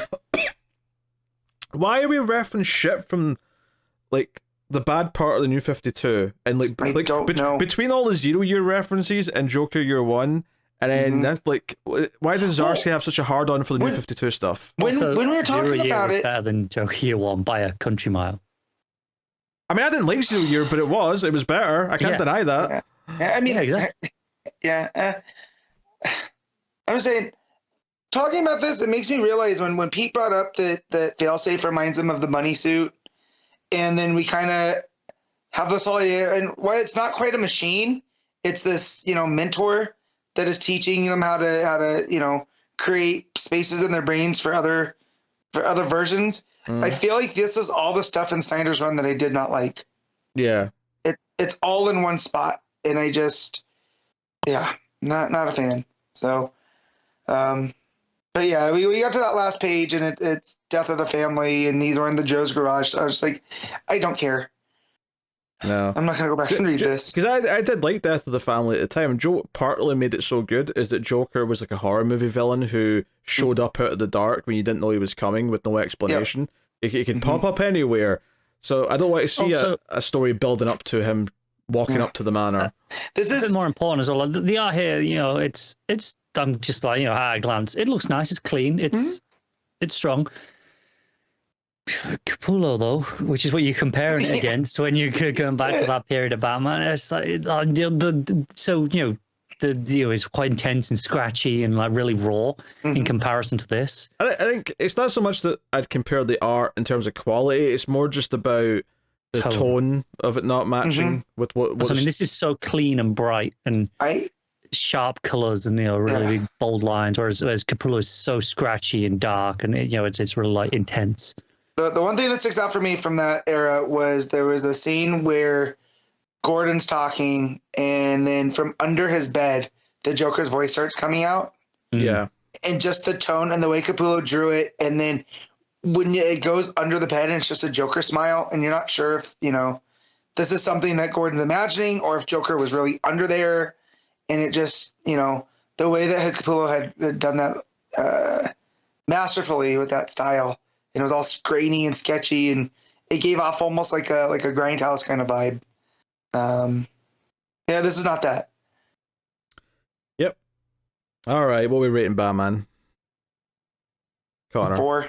Oh well, Mac was first. Fair enough. So that's fine. I was probably gonna go with a 3.5, 4. Yeah. I wanted to go first to see how low I could go for Connor to go lower. Yeah, but like, the thing is, we're all in agreement this is actually bad. So Yeah. it's not like usually when Matt's like, no, it's not that bad. It's still a 6 out of 10. No. This was I wanted to see if I went 3, if you'd go 2.5. You know what I mean? No, it's pretty 4 purely because some of the art's still good enough that it's not that much lower. It's Jimenez, yeah. I think 4 sounds about right. The art's kind of dragging it up a little bit, but yeah, I really like this Batman run has turned into like a sideshow of horrors for me. I feel like I'm locked in my own prison. Yes. We're all trapped by our own Zur-En-Arr, and his name's Chip Zdarsky. All right. Birds of Prey, issue 7, legacy number 205. Kelly Thompson writing with Javier Pina on the art. This is the start of a new arc. We were very impressed with the sort of setup of this arc in the last issue, which revealed the whole, there's an evil time traveler trying to kill Barbara Gordon. Like, okay, that sounds good. Yeah. All right. And the revelations, there we go. Where do we center? Of how the time traveler's doing it. I thought that was super smart. And so this is the type of stuff I look forward to from Kelly Thompson. Yeah, so this issue, new artist, compared to, obviously we had Romero on the last arc. I have to say I quite like this artist as well. I really like this art. Yeah. Also, it's I know it's only a 2-part arc, so I would still expect Romero to be back long term. That's probably true. Yeah, it's probably 2 issues and then they're back. And this seems like it's obviously they talk about this plot that we're going into, but this 2-parter does feel like it's sort of giving them a quick sort of like related mission to that plot, but kind of its own little self-contained thing overall, where they end up working with Vixen on a story. But actually, this issue. In the same way that Tom Taylor is so good on Nightwing at just pulling those little emotional strings occasionally, there's a moment in this that caught me really off guard, that really hit me. There's a moment where the mission's starting late in the issue, and Barbara's talking to Dinah over the comms, and Dinah just sort of like pauses for a second, and Babs is like, "What?" And she's like, "I missed this." And I was like, "Oh, that's actually really sweet," because it's been a long time since we've had this classic Birds of Prey stuff going on. And then later panel, after she sort of says, "Oh, don't be gross," but then when she ends the call, Babs says, "I missed this too," but when she can't hear it. And I thought that was a great little exchange. It was like, yeah, we've all missed Birds of Prey being a proper book. This is great. I'm into it. I knew you're such a mark. I knew that was gonna get you. It got me too, but yeah, I knew Pete was gonna rave about that aspect. Yeah. That was awesome. Yes. Anyway, so they're talking to Meridian about this time traveler killer and whatnot, and try to figure things out. And they basically deduced that she invented her time travel tech around the green, or it connects to the green and actually uses the green to do its teleportations. And when they're looking at the readings for stuff, they're saying, "Hey, whoever this evil time traveler is, they're not using the green, they're using the red." And she's like, "Well, I don't know anything about that." Well, luckily we know some people who do. So that's why they end up contacting Vixen, and we get a whole big segment going to them. Although before that, there's a great comedy scene with Barda and Cass. I'm so glad that Thompson stated that Cass and Barda are staying on. Right? They seem to be Canary, Barda, and Cass seem to be the core going forward. I would assume Babs as well after this arc is resolved, because that was the whole thing. It's like, okay, now we know why she wasn't involved in the first arc. She'll probably end up being a permanent team member going forward. Yeah. If not actively as Batgirl, and certainly as Oracle. As Oracle, right? Which I would argue it's kind of hard to have a good Birds of Prey without an Oracle, right? So yeah, I mean, if you go back and read the early Birds of Prey stuff, it's all Babs doing the sitting at the chair, doing the computer stuff, talking. She's to the one in charge Dinah. of like everything. Yeah? Just like you're gonna do this and you're gonna do that. Yeah, she's the brains of the whole thing. Yep. So yeah, it's nice. But no, like, they mentioned that Barda and Cass are working with Sin to train her, and Sin's kind of this. She's got this new status quo where she's kind of like or she is kind of sharing her body with the goddess, and it's the whole thing. Yeah, she's almost a demigod.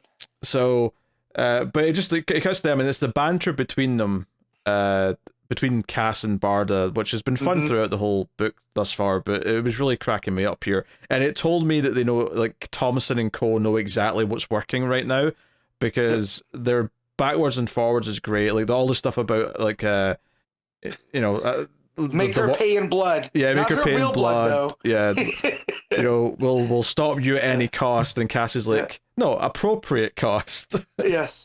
Well, I love that it's Cass being the one that's doing that, because the short sentences really go, because the way that Thompson writes Barda, it's this very, very flowy, lots of words. And then with Cass, it's very short, punctuated. Yeah. And it just makes a good back and forth. It also works because, like, Cass is normally the badass fighter, and I like that pairing her with Barda, she's finally with someone who's, like, not that Cass is bloodthirsty necessarily, but that Barda's, like, even more of, like, into the fighting than she is, in a way. So having her have to realize that she's the one playing the calm down, like, we can do this more tactfully is interesting. And, yes, well, and the fact, like, when you hear that they're training Sin, I'm thinking, okay, well, they're doing, fighting training or this other stuff. And then it's revealed they're at laser tag, which is just another fun moment, because it's something that's serious, but not too serious.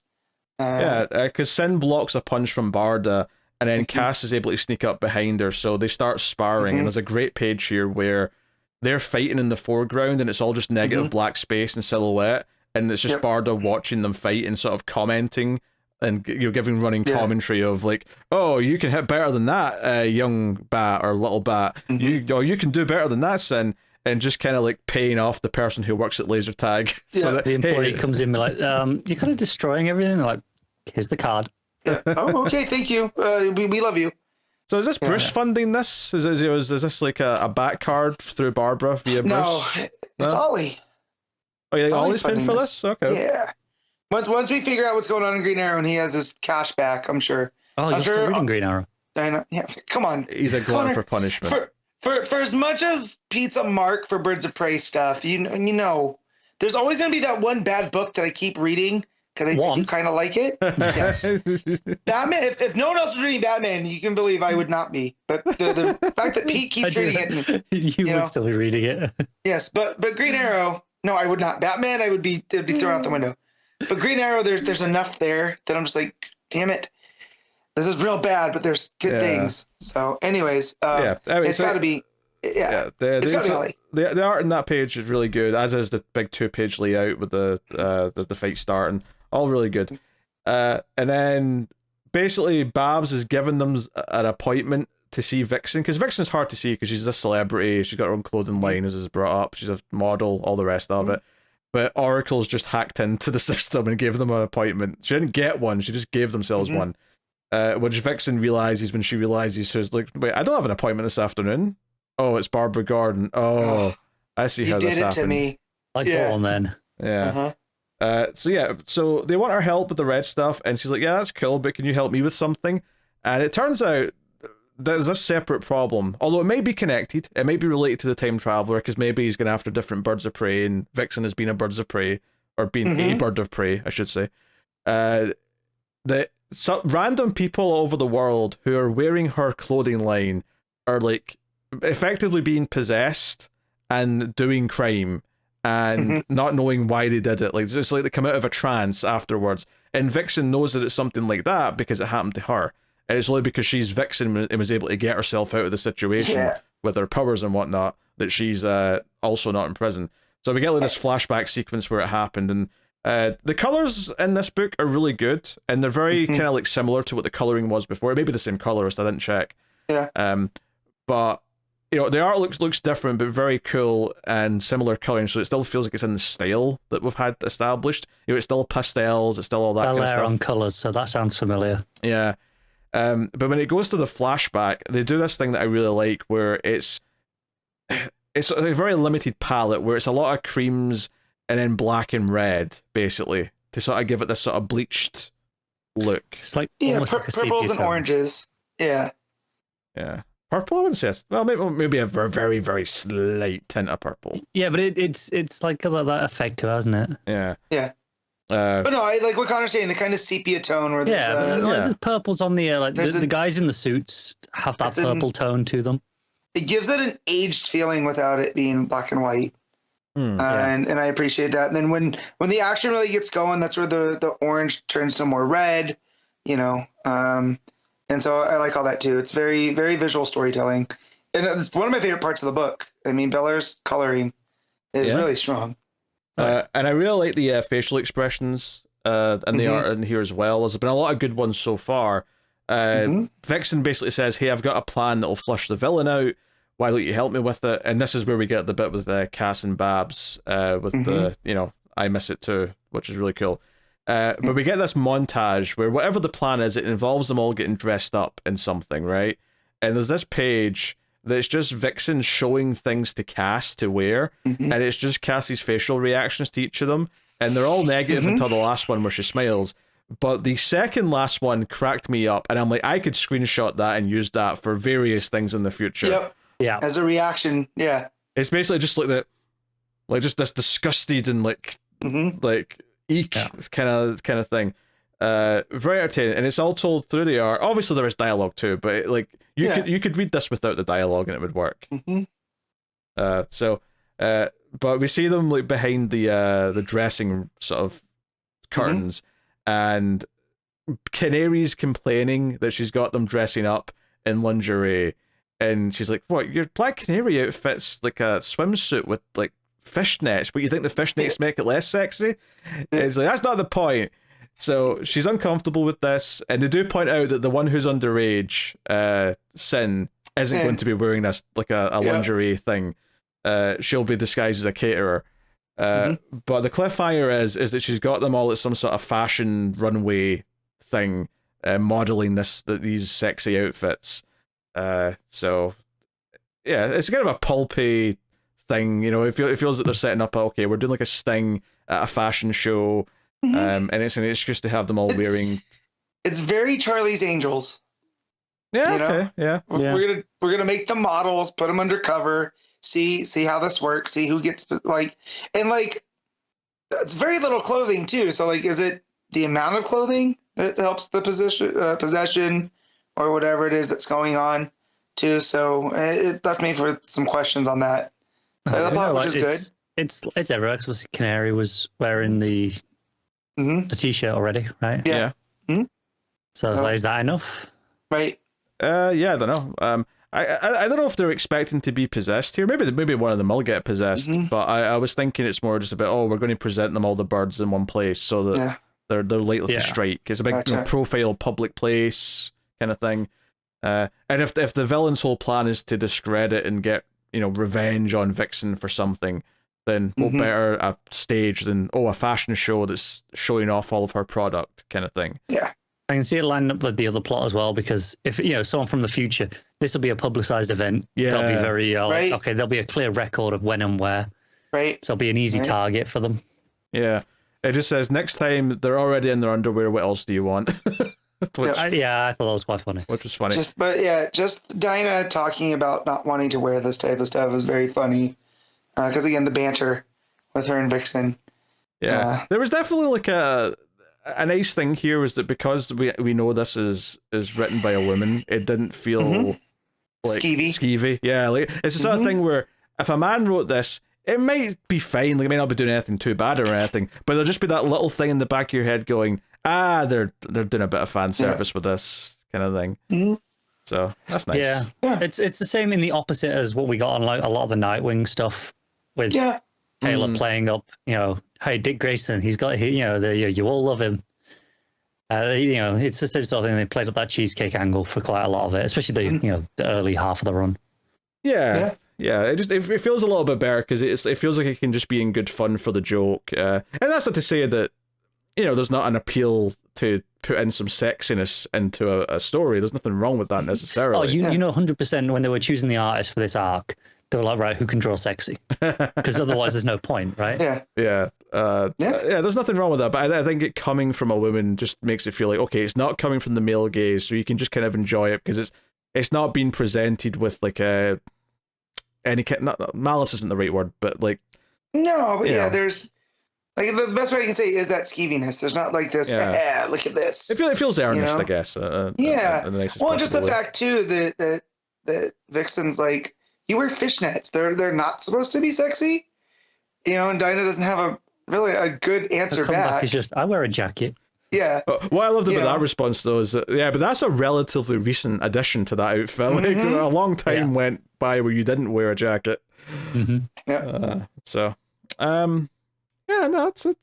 fun. I think I really like the art. I think it's pretty stunning throughout. I think it fits the tone that the book already had with Romero. I can tell it's different. Don't get me wrong, but it feels like it's in the same space. Yeah. It's more in line than that issue 5 artist was, for sure, with Romero. Yeah. So, and then that makes. I really like that. Like, obviously, it was very different, but that was the whole point of that issue, where a completely different perspective. Right.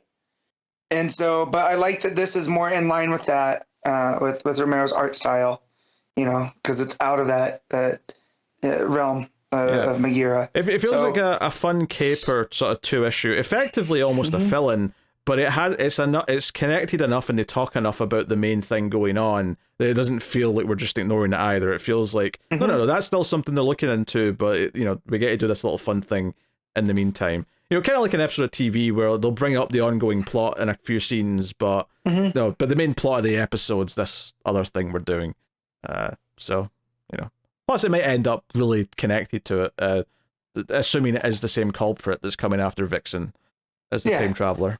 So, well, and I want that too, because we've seen people in the green, like Swamp Thing and Ivy do the timey-wimey thing where they're tapping into it. I think it was Swamp Thing and Justice League Dark where they use that aspect. So the fact that Thompson's pulling from that for maps, and then it's the Red that's doing the opposite, for dull purposes, right? So it seems like there's a bigger threat going on while they're dealing with this. There's that still in play, like that. Nice touch at the start, actually. I don't really know a whole lot about Meridian. I know she's from Young Academy or Gotham Academy, whatever it's called, and she's popped up in some other things here or there. She was in Batgirls a little bit as a kid, and obviously we get this future version who's Meridian now. I liked a little bit at the start where they're kind of like rolling their eyes a little bit because she developed this technology and just kind of assumed that no one would be able to use it for nefarious purposes. But Babs kind of commends her that, it's actually kind of nice to see that you've kept that relentless optimism all the way from childhood to your current age. And I thought that did a lot to like endear the reader to her as a character, because it felt like, okay, Thompson clearly respects this character enough to try and give her a little bit of a shine.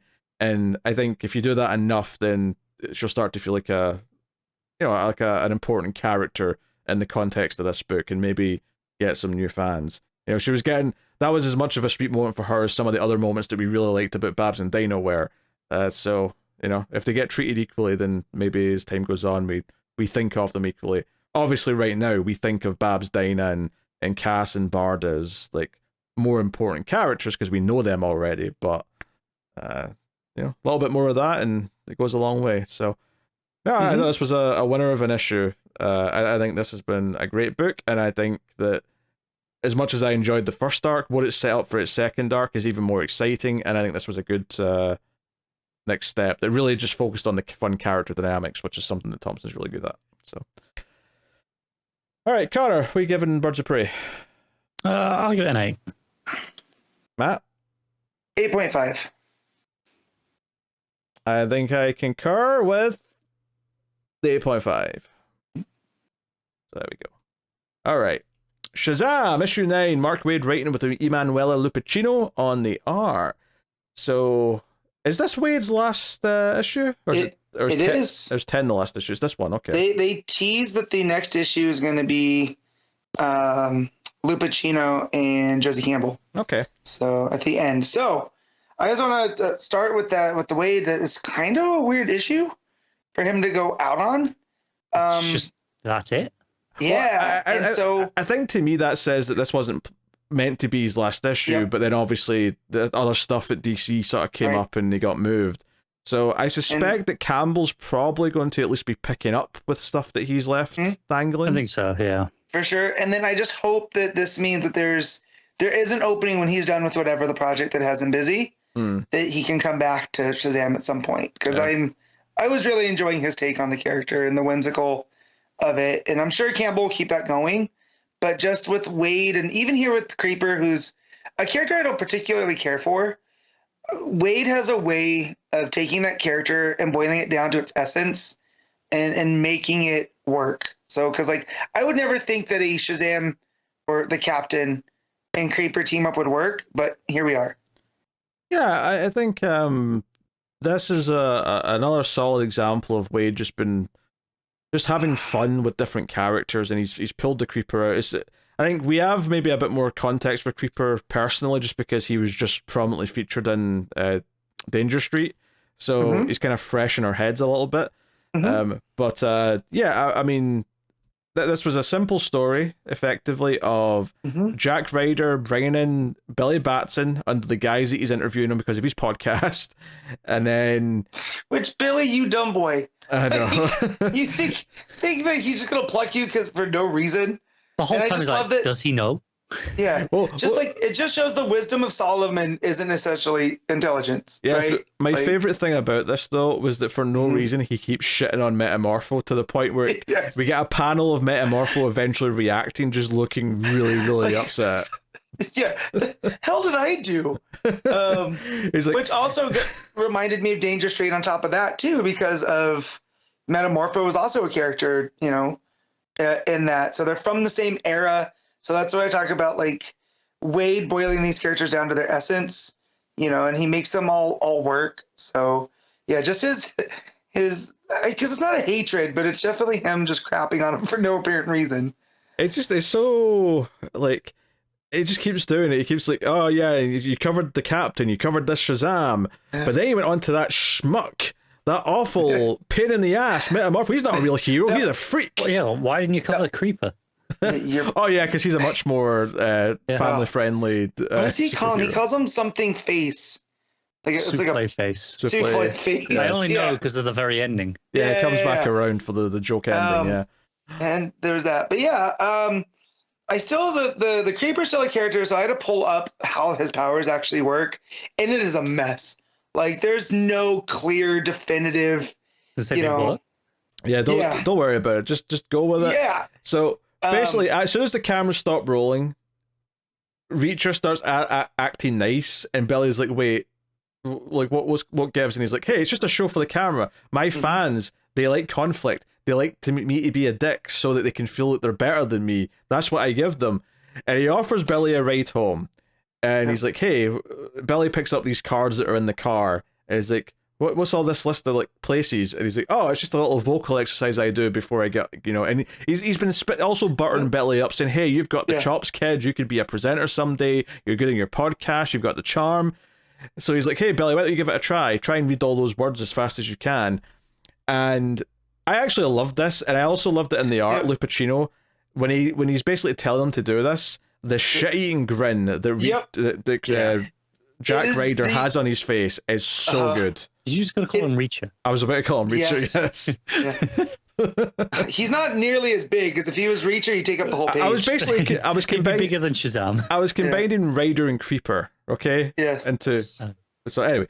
But no, yeah, just that, and it's such a fake smile on top of it, that is a man who's up to something. He's up to something. Yes. And then so I'm reading these, and I was like, wow, these are all place names, like what? And then when I saw Kenosha and Zambia together, and I was like, oh, I know what he's up to. Yeah, so he transforms in the car. Mm-hmm. He's like, wait a minute. Billy I thought they changed it so that he had to say it with intent. I mean, Did that like stop being a thing again? I guess Am so. I misremembering this? I don't remember it. I mean, it sounds like something that was probably there, but how many runs ago was that? Yeah, it's been so. I always just take the Waid run as like almost a start of something new, because the whole thing with the gods he's powered by versus the gods that Mary's powered by now, it makes them both distinct. So Yeah. I just treated it as a reset. So now it's just, that's why they call him the captain, because he can't say the word. So you would think that if it had to be with intent, he could call himself Shazam, because the intent's not there to transform. Yeah. So it definitely was a thing at some point in the kind of recent. Oh yeah, I'm past. sure it has been. Maybe it was Johnson's run that did that. I can't remember. But he reveals that he was caught on like a security camera transforming, and that's how he came looking for him. Yep. But he's like, hey, we've got a team up to do. He turns out a creeper, which obviously freaks him out, and takes him to a train. And this is where Shadow Thief, I think was the name of the villain. Hawkman villain Shadow Thief. Yeah, he's taken over a bunch of passengers, and they're not just passengers. They're like going to like a. They're the fiduciary council for what is it? Yeah, bigwigs. I don't know. Some. The big money people. Yeah. So World Fiduciary Council. Basically, they do a whole thing here where the Shadow Thief like derails the train, and Shazam has to go out and like grab the front of it. Creeper's like grabbing the bad guy and grabbing the civilians and taking them out the train. So it's all a big sequence. It's Lupacchino getting to have some fun with the art and show off some chops. Basically they can't find where Shadow Thief is because he's blending into the night because it's nighttime.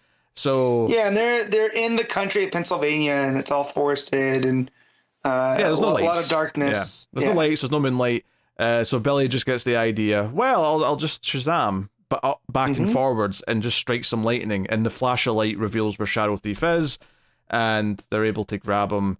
And all the people who were turned into shadows all turn back to normal. It's pretty straightforward. What this issue really excels at, though, is the banter backwards and forwards between Billy and Jack, and kind of they're discussing about what this is, and was this a team up? This isn't. And Billy keeps sort of like, it's like, oh, he's actually not a bad guy. He cared about the civilians. Oh no, there he is being a dick again.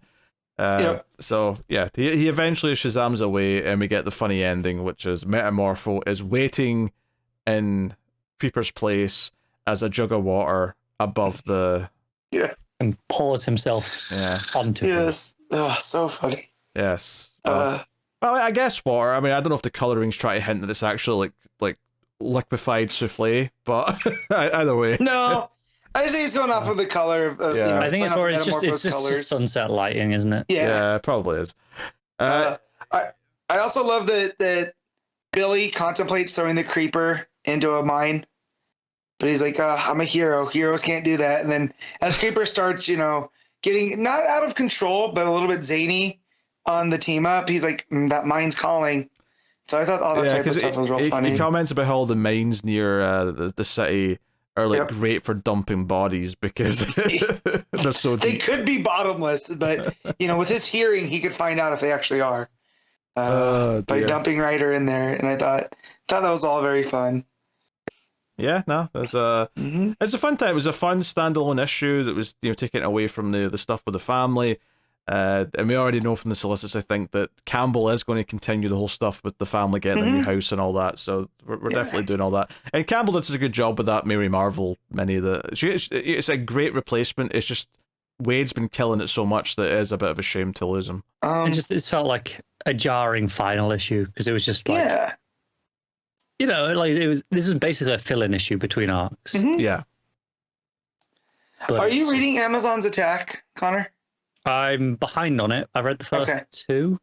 Okay. Yeah, it's been good. So, are you enjoying Campbell's take on all that stuff? No, I've read three. I think third issue I didn't really love that much. Yeah, but mostly, yes. Third was a bit weaker, but 4 and 5 were really good again. So, yeah. I'll catch up. Yeah. It's been solid. So it's not been a favorite book, but it's been good. Yeah, no, but it's been solid, right? Like it's.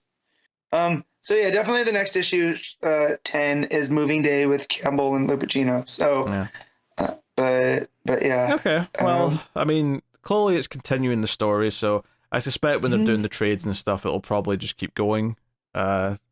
Mhm. You know, Probably, yeah. so We don't know where Waid and Moore are yet, do we? no, we do. Yeah. Do we? Yeah, Absolute Power. The next event.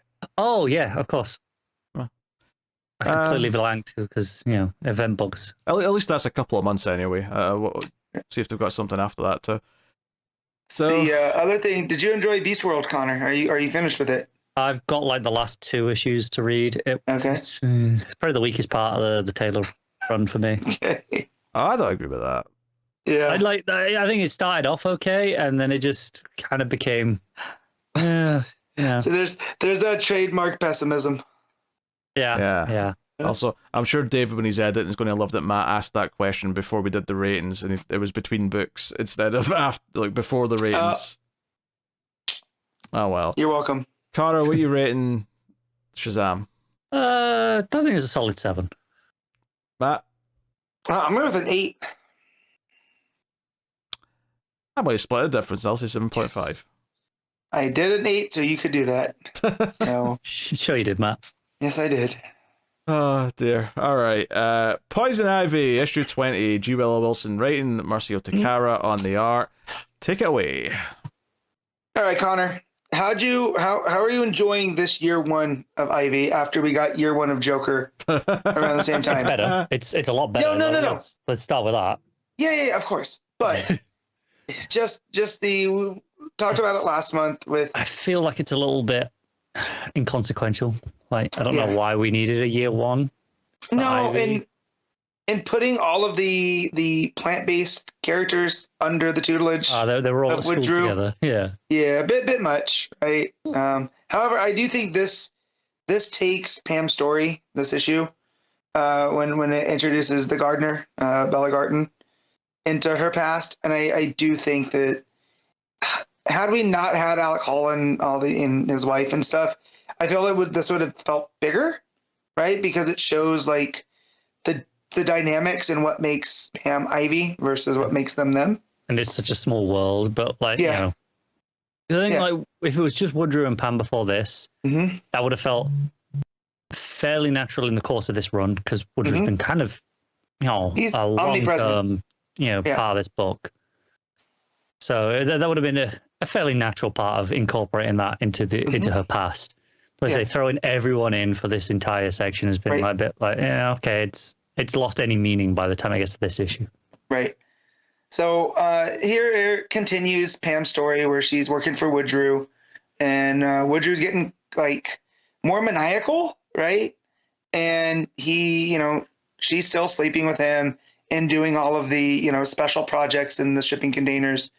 And then she ends up meeting Bella Garten, who's another student of Woodrow's that he brings in.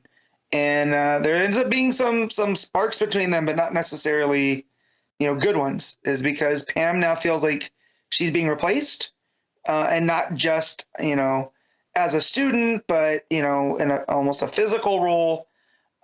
And she starts to get, almost the seeds of Ivy are starting to come out even more. And so I do like that Willow's slow playing this year 1. Nothing's being rushed. It wasn't just like, she started working with Woodrow and suddenly the villain aspect comes out. But there's a lot of pettiness. Did you mean to do a pun there with seeds coming out? I did not. That's just, No, I was going to not mention it because I assumed you did. Yeah. I was going to give you full credit. No. I could sense it. The unintentional pun detector was beeping. There it goes. Yeah. So. Beeps you a lot, though, doesn't it? What's that? I mean every single pun I say. He was raised in the puns, Molded He's by like it. By the time I saw sincerity, I was already a man. So, but I like that it shows that Ivy is petty, right? That Pam, there is a aspect of her that she wants to do good work, but she also wants to be, the central focus. There's a reason she's a villain, right? Despite everything, like despite that, even present day Pam being better, but she has some villainous in her. She's an right. We get like Harley's an anti-hero anymore, and I always feel like Ivy's in that spot as an anti-villain, right? Because she still does things, but it's not necessarily for villainous reasons. Like, she has a good cause. It's just Yeah, like she wants to save the world. We get that, but Right. she definitely is a villain at the same Right. time. Right. And so, but we get to see the difference between her and Bella Garden in that while she's working with pheromones, while Pam's working with pheromones, Bella is working on the hybridization, which we had seen in Tynan's run, right, when it introduced the gardener. Yeah. That she's able to, genetically splice animal DNA with the plants, and she's kind of like a wonderkin, and she's everything that Pam wanted to be, and that only leads to the jealousy, which then actually adds the sparks between them, and they end up making out and starting a small relationship under Woodrew's nose. And then Bella notices like a weird thing going on with Woodrew's neck, and he's like, "Oh, it's nothing." And clearly we know, because we know how he becomes a pharaonic man, that it is not nothing. He's experimenting with their experiments. yes, on himself instead of on, I don't know, a monkey. Right. And this is what I really like about this, right? So Bella finds out that Pam has been sleeping with Woodrew, and she feels very betrayed by that. Because Pam assumes that Bella had been at the same time. And then Bella's like, no, just, it's been me and you just as a relationship. But Pam ends up feeling betrayed by Bella's lack of ethics, which I find, this is kind of the root of Wilson's run, is that, Pam has ended up in this spot where we're recounting her origin because of her lack of ethics. Yet we see from the very beginning that as Pamela Isley, as the, botany student, she is like, telling Bella, you can't just splice animal DNA with plant DNA, like there's... And Bella's like, well, maybe you can't. Yeah, I can, and so it definitely... I really shows that I like that Wilson has taken the time. She's had to be pushed into losing those ethics. It wasn't just like, she was a terrible person the whole time. Right, right. And her, I think it was, her version of feeling... Was it last issue we had the bit where she had to do the robbery in the lab? That's how it ended. And she was like, oh, this is where Ivy was probably truly born, because it was the first time she really broke those ethics. Broke those ethics, and for what she thought was a good cause, right? Because she can look the other way as long as she feels that the cause is for the right. And it also shows her jealousy, that she thinks like, well, Bella doesn't have the same ethics because it's not her project, right? And then Woodrew comes back in, and he's starting to show, all of these, the signs that something has gone wrong. And Pam also talks about that's about at the time when her and Bella had started working on the project together, is when everyone else had left the school. So it was just Woodrew and them two. And that's where things really ramp up. The art in this issue, Takara has been a, steady hand. I like this one in particular because we get a lot of reactions that are contrary to what Pam is saying, right? So like when she's talking about her ethics and Bella's lack of, we get this kind of disgusted look on Pam's face, even as she's talking about like how hers are better, So it's how the art and writing really come together. I think this arc has been the most it's focused on in terms of the art, like in terms of facial expressions. Obviously, you've been throughout the book, but a lot of the book before this had a lot of psychedelic imagery that would take the focus instead. Yep.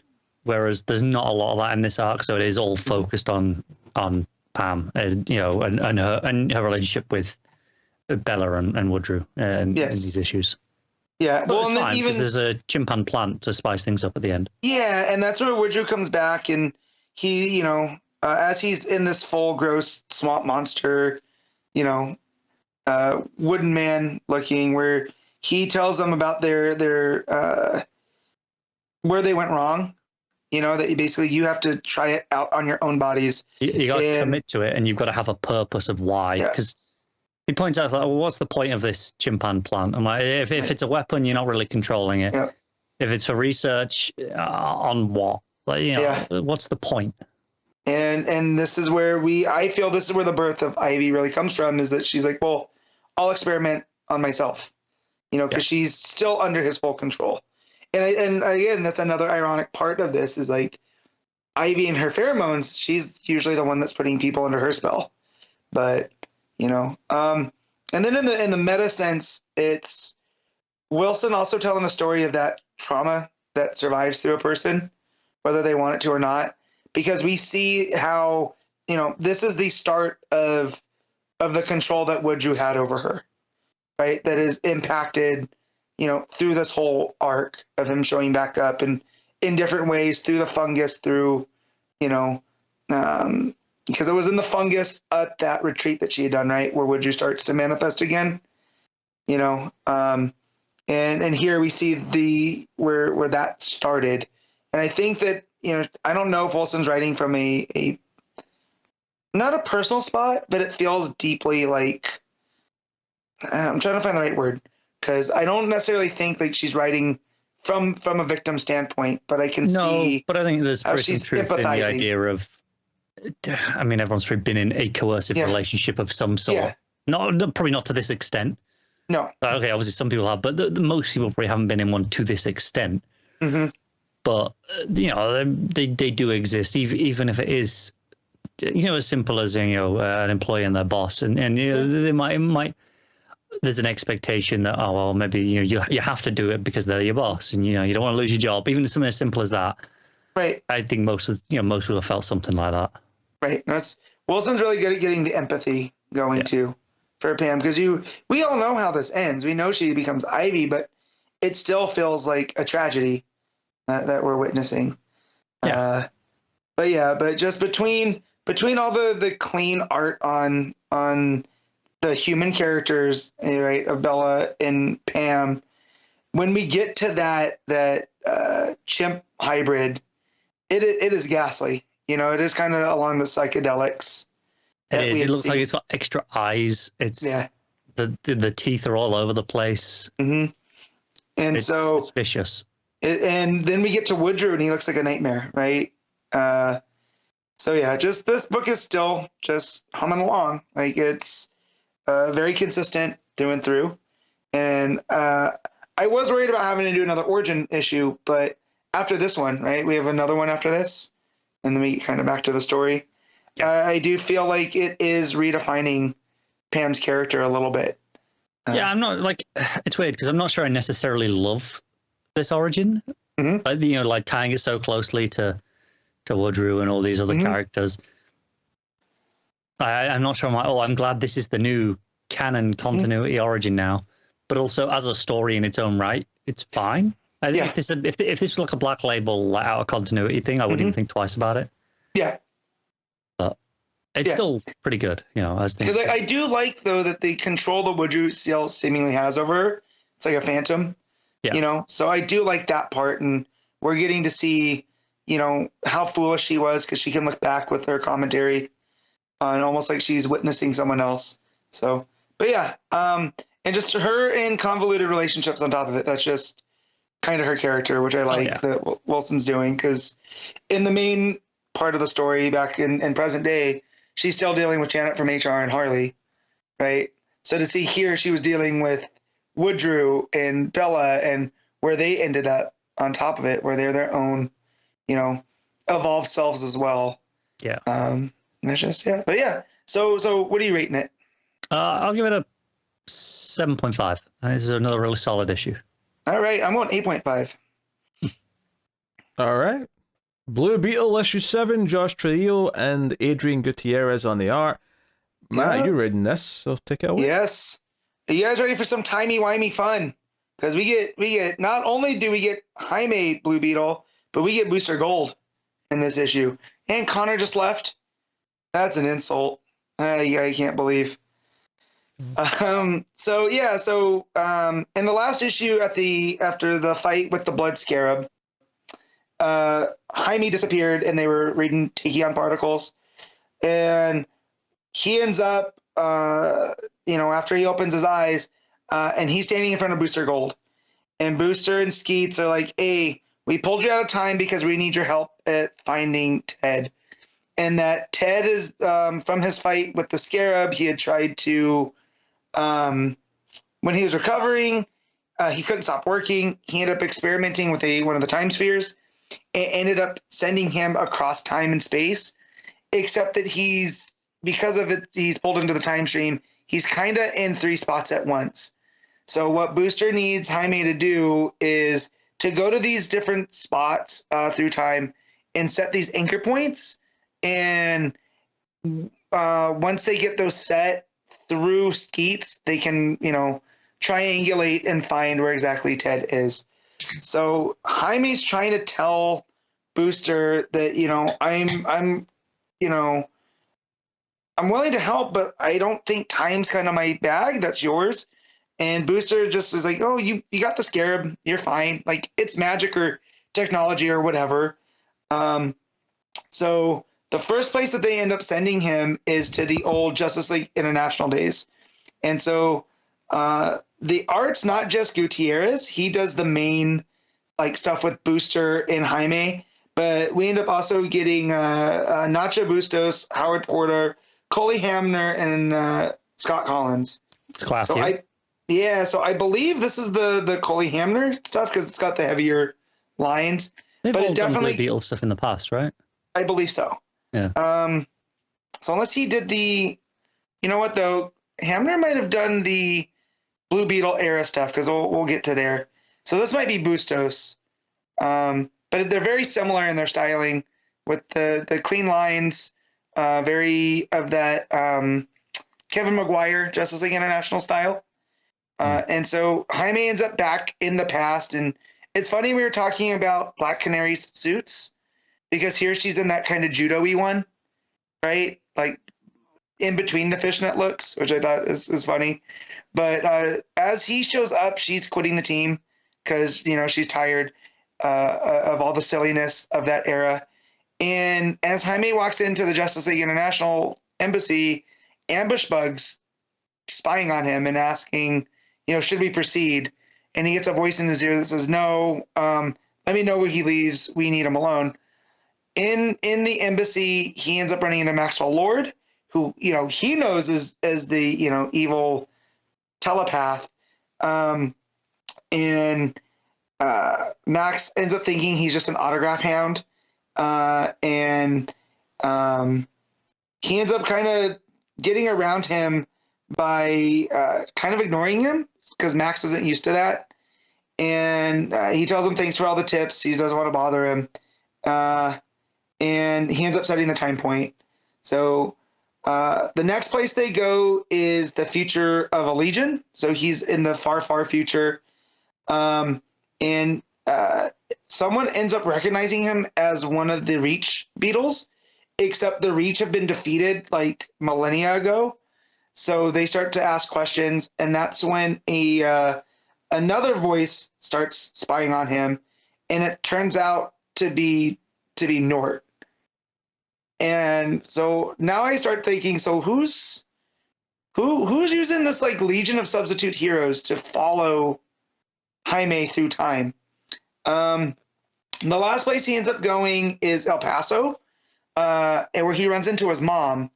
And Kaji Da had ended up, this wasn't supposed to be the third anchor point, but because it's important to Jaime, and by that extent to his relationship with Ted, thinks this will be the most solid place to set one to end up finding Ted. And his mom ends up seeing him in the full Beetle suit and was like, shouldn't he be inside? This is weird. And he ends up having a heart-to-heart with her and talking about how much, he misses this time period. Everything was a lot more simple, right? He's not in Palmyra City. He's back home. And as he's having this really nice, heart-to-heart with his mom about being himself and everything, there's another character who I'm not familiar with called the Heckler, also spying, talking to the same voice. So as he sets the anchor point, Lobo ends up jumping into the time stream, sideswiping him and Booster, and ends up taking Jaime to Johnny DC, who I'm not that familiar with, but I remember from being in the back matter of old DC books. When I say old, I'm talking about mid 2000s. And Matt, that sounds as if Johnny Gargano started writing DC Comics. yeah, but it's this red-haired, freckle-faced lady that's made out of the old DC logo. The old, not quite the bullet font, but the in between. So in between when they went from the New 52 and they had the kind of peely sticker ones, it was the blue block logo before that. That's what her body's made out of. It's very weird. Was not expecting this in a book where he was fighting different scarabs, just an issue before. But Johnny DC ended up assembling Lobo and all of these kind of C and D list heroes to intercept Jaime, because him jumping through time like this and him just existing in the state that he is now is upsetting continuity, because he doesn't have a solid origin. And she's like, well, you're kind of an aberration, because is the scarab magic? Is it technology? What is going on? And she gives him a citation that says a convoluted origin. And so Jaime's just like, well, I don't know what I am, because Dan was magic, but Ted was science. I'm trying to honor them both. And so, Johnny DC gives him an unapproving look and tells him, like, just keep the retcons at a minimum. Like, just be yourself. Go out there and do what you need to do. And she sends him away. So he ends up back. Ted ends up meeting back up with Booster. They end up, he ends up being, fully healed from the state he was in from the Blood Scarab.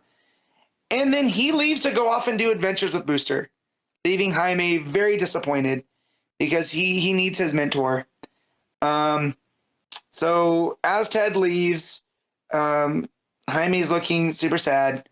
And then it cuts back to Palmera City in the present, and they're in Jenny Cord's office. Not Jenny Cord, Victoria Cord. Jenny Cord's from the movie. But Ted's sister. And she's talking to Natita, who decides that she wants to give the Green Beetle up. She doesn't want to be part of it. She doesn't want to be part of the Reach. She's tired of all this. Seeing Blood Scarab and what that was all about has kind of given her, like, I want to go back to where was she living? She was running a record store. Let me find it. In Bloodhaven. There it is. She wants to go back to Bloodhaven on her they call it a Lex Talk channel, so I'm guessing it's a combination YouTube, TikTok type thing, and wants to go back to her old life. And so Victoria's like, well, we can do this, and we'll figure that out. And that's where the issue ends. So a very, very weird issue. I'm all for timey-wimey stuff. I love Booster. I love the Blue Beetle. I love them all together. The whole continuity meta type of story, I don't think that fits this version, right? Like, if that was Ted and Booster, I could fully buy it, right? But with Jaime, it's been so clear about how he wants to be that kind of combination of them. And, like, it's, it can be magic, but it can be science. He's just trying to survive. I don't know, just where that left that spot with the keep the retcons at a minimum. Like, I get what the writer's going for, but it was very messily executed. So the different art sequences is a lot of fun. Like, if you're gonna bring in multiple artists, you put them at different eras and stuff. That was handled very well, and it was almost like a time capsule to the Blue Beetle character. So yeah, kind of a bit of a mess. So I will give this a 6.5. All right. Okay.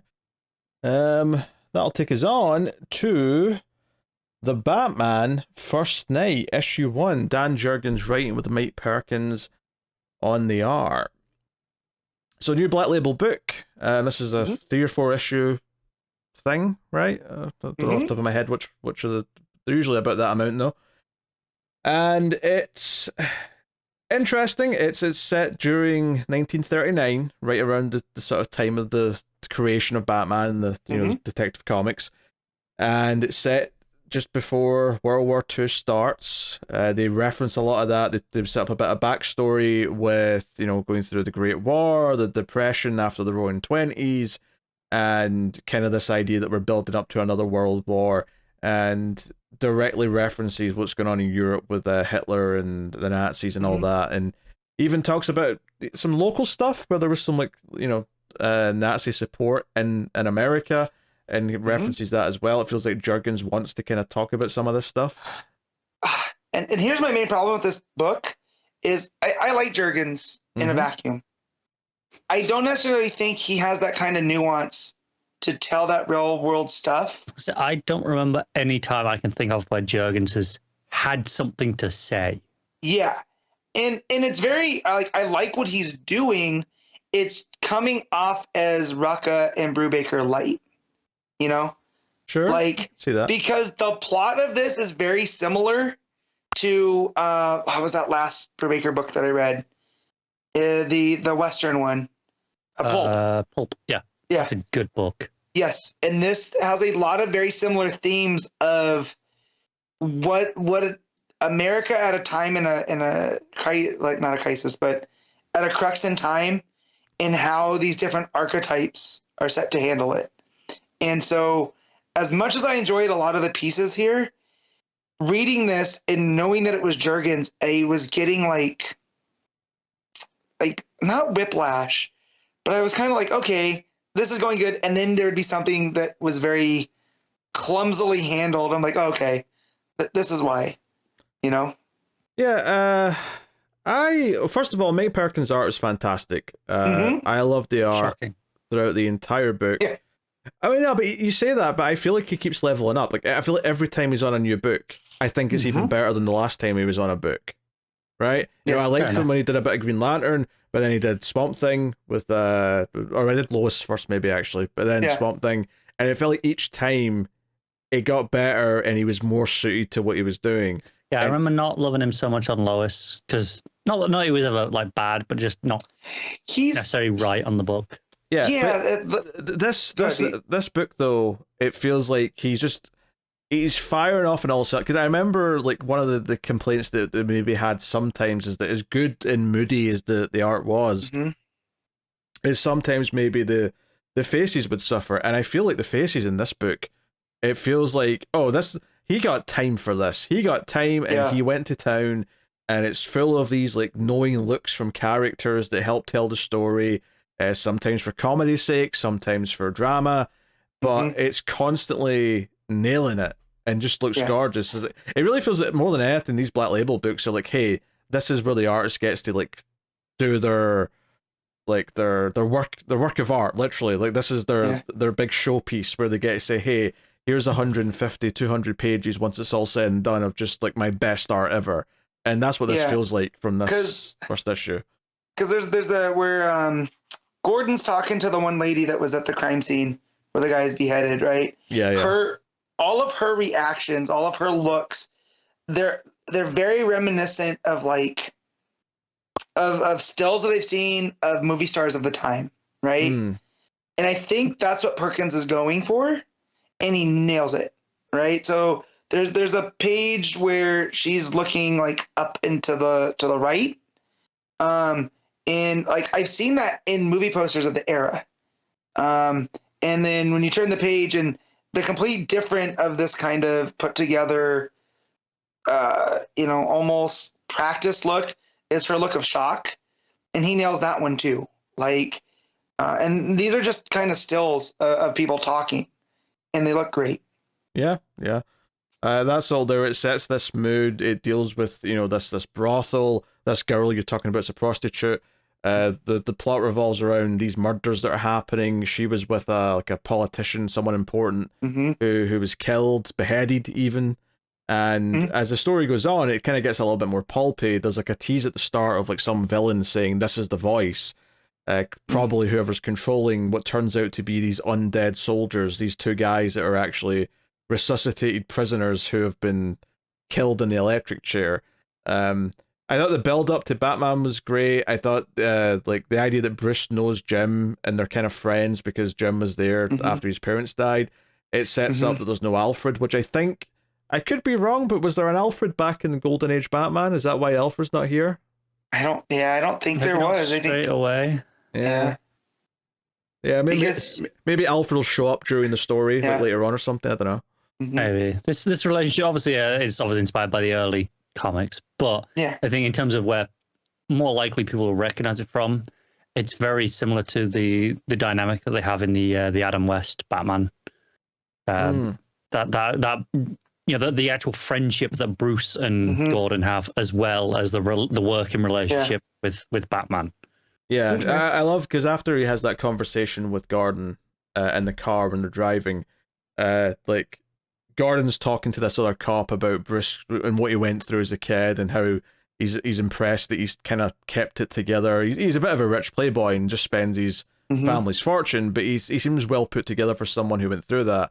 But as he's describing that, we get these just otherwise silent panels of Bruce like getting his bat suit out the car and Mhm. putting something in lockup. And I think some of my favorite pages in this book are when he's like just sort of like diving with his cape all out, and then there's like a page towards the end where it's like he's doing that and he's quite small in the frame, but then the shadow of him on the wall is really big, Mhm. and it's just creating this very pulpy vibe.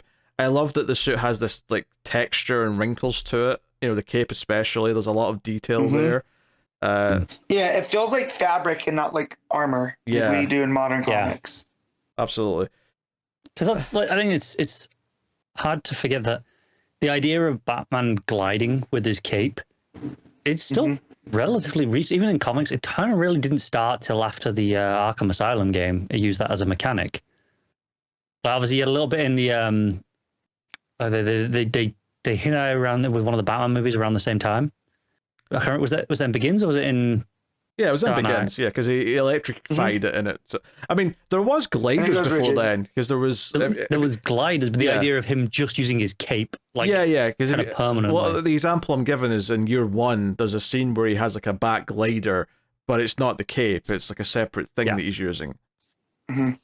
So, So I think that's where it shifted in towards that more kind of militaristic armor as a usage purpose, as opposed to just being a cape, right? Well, Where this is mhm. obviously a harken back. which makes sense for the modern stuff to do. It makes sense to turn it into more of this practical thing. Yeah.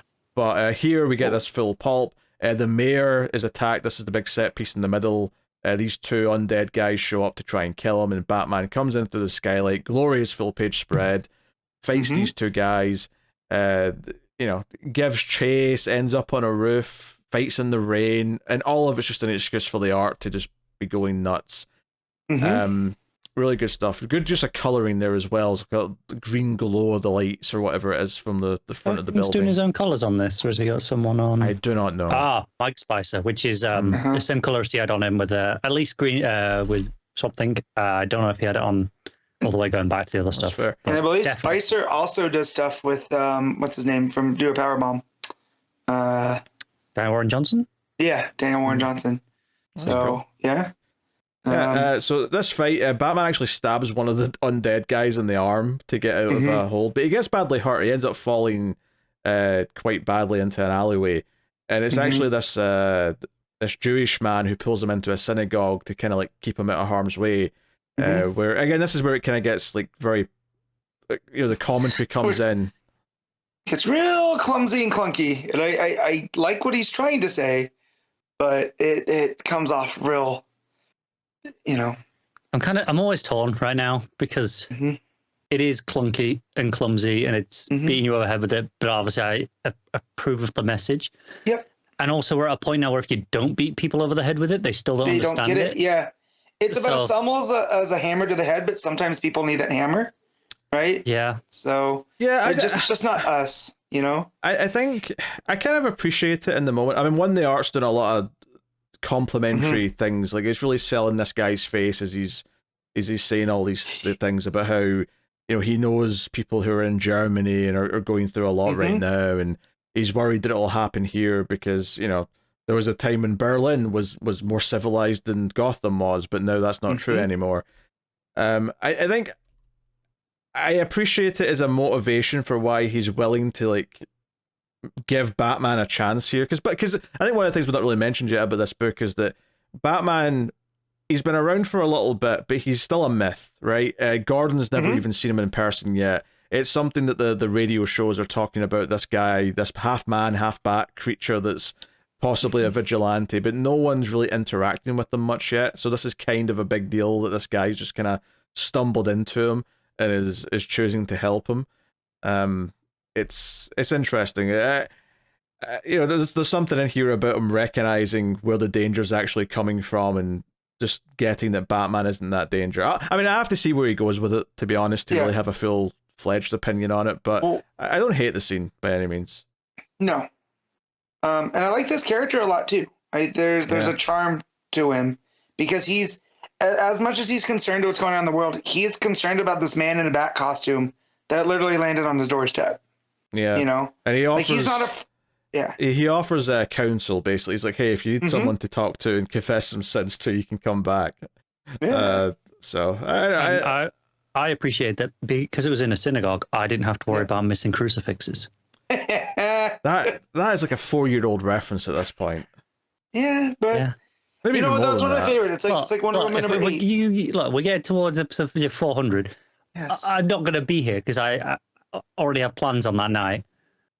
What? You guys hear that? Connor's plans are more important than... Oh, I'm sorry. I'm going to see Dragon Force. Oh, okay. That is more important. You gonna listen to guitar noodling all night? Yeah. Are you saying you wouldn't? I mean, how much were the tickets? That's the real period of entry. Oh, that's nothing. Wait, maybe. I mean, Dragon Force had one hit song. The tickets aren't going to be that expensive. What is it, 30? I don't know what that translates into. It's like $35, $40 at most. Okay, yeah, that's not too bad. Yeah. Like they had one hit song in like 2008, and they've been living off it ever since. Hard on Guitar Hero, let me tell you. Yeah, it was. Even on Medium, that song, oof. That's why I know it's that old, because I know it was in like the second Guitar Hero. Good. Or third, whatever. Yeah. Which was still probably about 2008, admittedly, but you know. Yeah. But anyways, yes, no crucifixes. There's plenty of menorah, right? So, but yeah, no, I like this character, and I hope we get more of him because I am. So this is 3 issues. I checked, you know. Well, but yeah, it is the 3. I'm gonna keep going because we all know I love pulp, right? And this is as pulpy as I've read Batman. Like, I'm sure like Batman and the Monster Men, or anything that Mignola has done feels pulp. It definitely feels like it's harking to some of that stuff. Also, Matt, why is it with you, Matt? You always do this thing where you go to sum up your thoughts when we're not even done talking about all the plot yet. Well, no, because I just want to say, like, because there were times that I wanted to not finish this just for time, but I'm glad that I did. never felt that. Oh yeah, no, because I was like, you know, crunching for time. I had a very busy week when it came down to work and not, you know, having to read these at any point that I could, and it just kept going. But at least you didn't have to read 4 issues of Batman. Yeah. No, true. But see, that's the point I want to make is I wanted to keep going, even though there's part of me that was like, oh man, just tell the guys you didn't finish it, you'll catch up, like I did with the what's that last one that we did, Pete, with the Cthulhu Batman. City of Madness? Yeah, City of Madness. Yeah. Right? Like, I got about a quarter into that and couldn't finish. I thought you were going to say the Grandpa one, and I was going to remind you once again that you did read the issue 1 when it came out, despite the fact that you insisted that you didn't. Yes, I read 1 and I read 2. But as much as I was pulling to, like, just listen to the guys talk about it, I was going to keep going. And I got to the part with the film actors, and I was like, oh my God, can we get back to stuff? You know, but... I don't know. I thought this always had atmosphere. I always thought the pacing was good. I never had a problem with any of that. I didn't, but I guess if you're tired, I can see why you're just like, just come on, just roll it through. It's the sort of thing where if you were reading this like later, you pick up the trade, you sit down to read it on your own time. I don't think you have any of that problem. But when you know you've got to read it on a deadline for this weekend, you've got to do it. Sometimes 50 pages. Sometimes a book becomes a chore rather than something you want to read, even though it's something you're interested in. But the more I think back on it, the more I was like, oh no, I understand that point with the film actors, right? I understand why they show up when they do and what that means for Bruce in his evolution as Batman, right? But in the moment, I'm trying to explain get it, this Matt. done. Why did it show up? Explain the scene. So okay, so these guys show up. Bruce is doing his detective work, right? He does. He keeps doing it. He keeps bringing up things and like mentioning an opinion on something without explaining what it is. It's so bad. Right. It's so bad for the radio part of this show, Matt. 400 episodes, and you're only just called him out on this. Well, he does it all the time. But because I always figure that Pete's gonna pick up for it, right? So being that he's the main factor in the main guy, right? Like if me or Connor can't be on here, he rolls. He'll get one of us. If Pete's not here, we don't have an episode, So I just figure he'll pick up the slack, and that's on me. But so Bruce finishes. He gets back from the synagogue, and he's doing his detective work, looking for prints off of the knife, and he gets a ring at the doorbell, which I do like because he has like an alarm system of these lights and bells in his workshop. That says what door someone's at. So it's hitting some modern Batman kind of stuff there. But it's these two like golden age of Hollywood style where it almost looks like Clark Gable, right? Yeah. Ringing Actually, his door. Just on the classic movies thing, earlier on in the city, you could see that Mr. Smith Goes to Washington was playing on the theater. So they actually picked a appropriate era movie. Yeah. And I'm sure a lot of the songs that they're mentioning that are on the radio, like Strange Fruit, I'm sure they're all lining up too. I mean, keep in mind, Jurgens is in his 60s at least by now, I think. Yeah. So he probably is a fan of this era of movies. But also, even if not, like you've got a very specific year that he's setting this in, right? At 1939. It's so easy to go, right, what were some big hits around that time? Google quickly, and you'll find it within, 30 seconds. But yeah, so these two actors show up, and it's a guy and a girl, and they wanted to come talk to Bruce because one of his companies is producing the movie, right? They're putting up the money, but they had to they had to stop filming because his company pulled funding. So while they're here talking about what like basically it's about. They're taking kind of not digs at Bruce, but they're looking around going like, you live here on your own? Like, you don't have time to clean? And while they're here talking, Bruce gets on the phone and basically gets the movie picked back up. And it shows that he's going to have to be able to balance being Bruce Wayne and being the Batman. And, kind of, yes, he's this playboy to Gordon and drives around in the car, but he's going to have to still mingle and talk with these people, even if he doesn't want to. Well, I always like that. It's showing you what not having Alfred there is doing, like the mess that it's in. And even if you wanted to clean it, that's a lot of house to clean for one person. Yeah. I mean, it's giving you, again, a different side of what's going on, and maybe the idea that you've got this glitzy side of town. Because one of the big things that comes up is that the reason why the company dropped the movie is that it's a bit of a security risk because there's a lot of crime in Gotham. And they basically just sort of go, just pay for some security, and that'll solve it hunky-dory. So something's definitely happening while they're shooting this movie. I'm willing to bet you an issue 2 or 3. So... but Batman afterwards, he has the knife that they tried to stab him with on the roof, and he gets a fingerprint off of it, and he's like, okay, great, I've got a fingerprint, but I can't match it to someone. So you can see, okay, this is how he's going to end up going to Gordon. And we get a classic sort of stale scene of him coming through the window of Gordon's office. I like that he actually goes up above and beyond to try and conceal his identity, because Gordon knows him personally. He intentionally keeps the cape up over his mouth like all the time as well.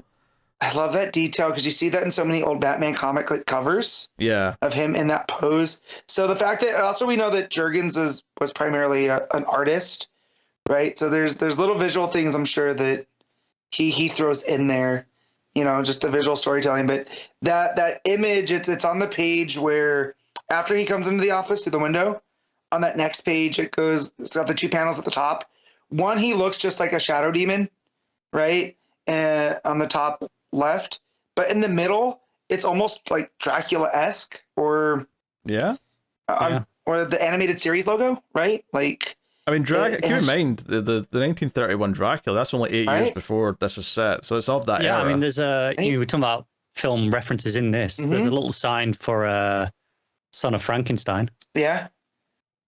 Oh yeah. So again, like it's very clear. Like I think that was an intentional choice of him showing, hey, we love the monster movies. There's clearly an inspiration between that and Batman. Mm-hmm.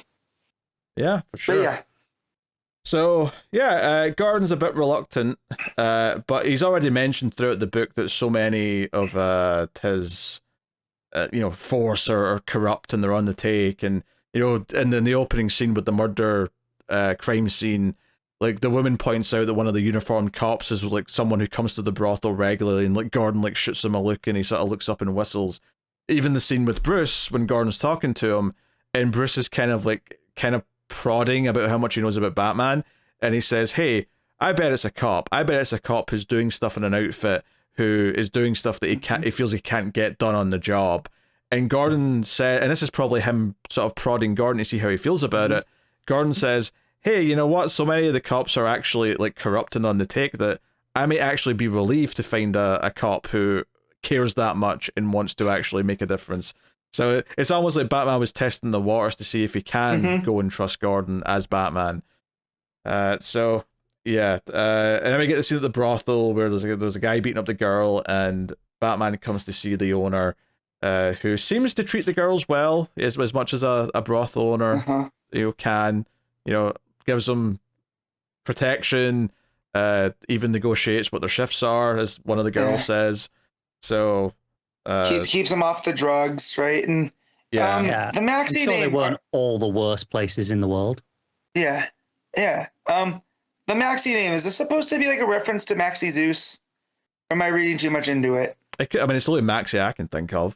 Yeah. And I'm like, is this maybe this is his step into taking over crime in Gotham? Right? Okay. Are we expecting to see any sort of Clayface in this book? Because actors, maybe? That would fit in with a lot of the actor stuff, yeah. That's true too. It would. But yeah, but no, the brothel scene, it did, because it was, everything's been so dark, and then you get to a place that you think would be dark, and it's very well lit through the colors and art. What's so funny is that the brothel seems much less corrupt than the police does. Yeah. That's a really interesting point of comparison. I think it's very open about what it is, and so there's no need for all this extra shady levels, right? So yeah, the big climax is that basically because the fingerprint turns out to be a dead man who was executed some time ago, and we've heard that there's going to be an execution at midnight tonight.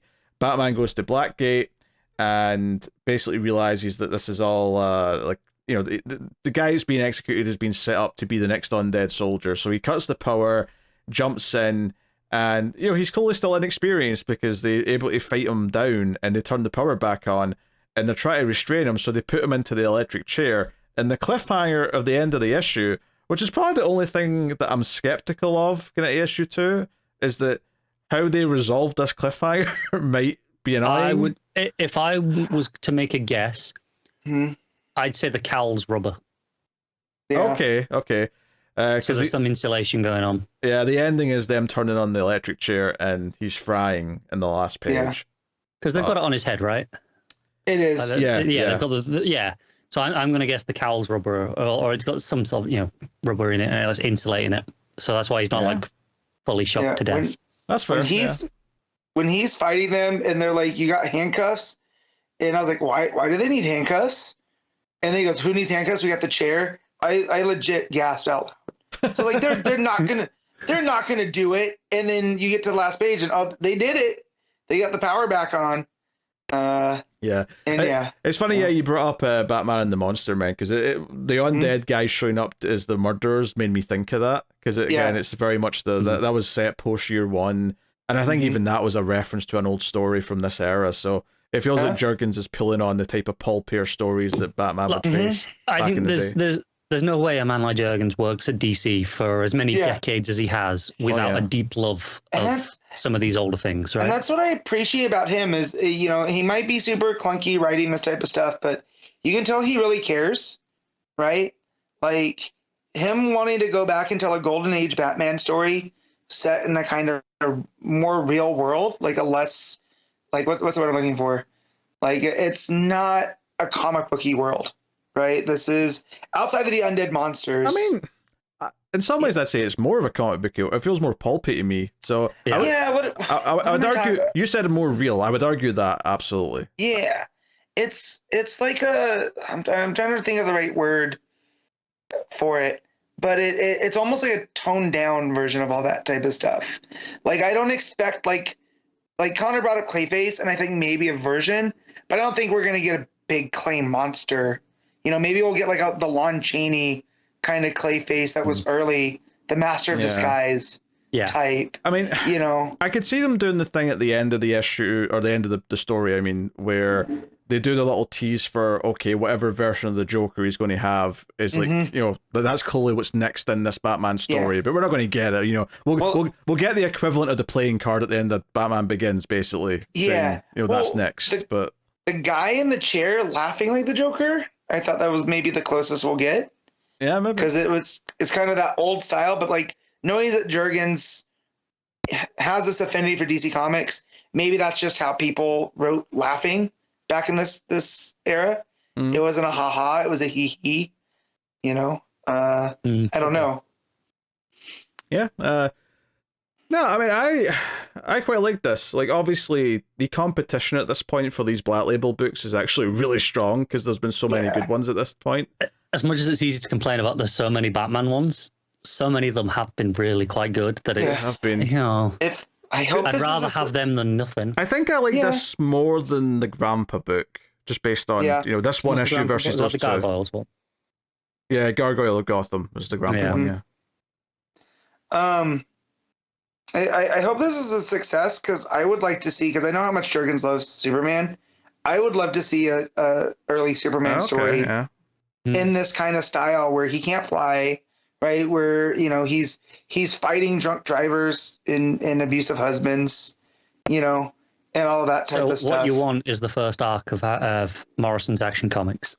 Kind of, but I would like to do it in this real world setting where what does Metropolis at this time period look like? Versus the corrupt Gotham, and what would Lex, how would that work out, for him? Because that's something that I did appreciate about the Morrison run. Is it was very. Would there be I mean, given that this is following the rules of no Alfred, because there was no Alfred, would Superman Golden Age even have a Lex? I believe so, because Lex was early on, but he was definitely more of a mad scientist than a businessman. Okay, you'd have mad scientist. You'd have a lot of stuff at the planet, right? Yeah. If you were doing that, but if that's Superman book, because that plays well to that time period as well, right? Yeah. I mean, this book literally opens in a page of all these newspaper covers. You could probably just lead into that heavily. With Print journalism ruled the world back then. Yeah. So as much as I would complain that every Black Label's Batman, it's because Batman sells, right? That's always what we say. But if this can lead the way for Jurgens to kind of have his own line of these in a way that other writers have had kind of the Black Label. And who knows? Like, I mean, I don't think any of the Black Label books have had a sequel yet, but it's not impossible that I can see how this could have a sequel. Like, set it in like 1940 instead of 39, right? You just go through the next couple of years. If you wanted to. Because you could do, what villain are you going to do? And do whether it's Joker, Two-Face, whoever. Like, pick a villain and do your find the early ones too. Yeah. Honestly, if I was Jones, what I would do in this point, so this is 39, I'd do a Superman one in 40, do a couple over the next few years, and then build up to what happens to the heroes at the start of World War II? What do they do there? Yeah. Kind of like. What you mean the US got involved?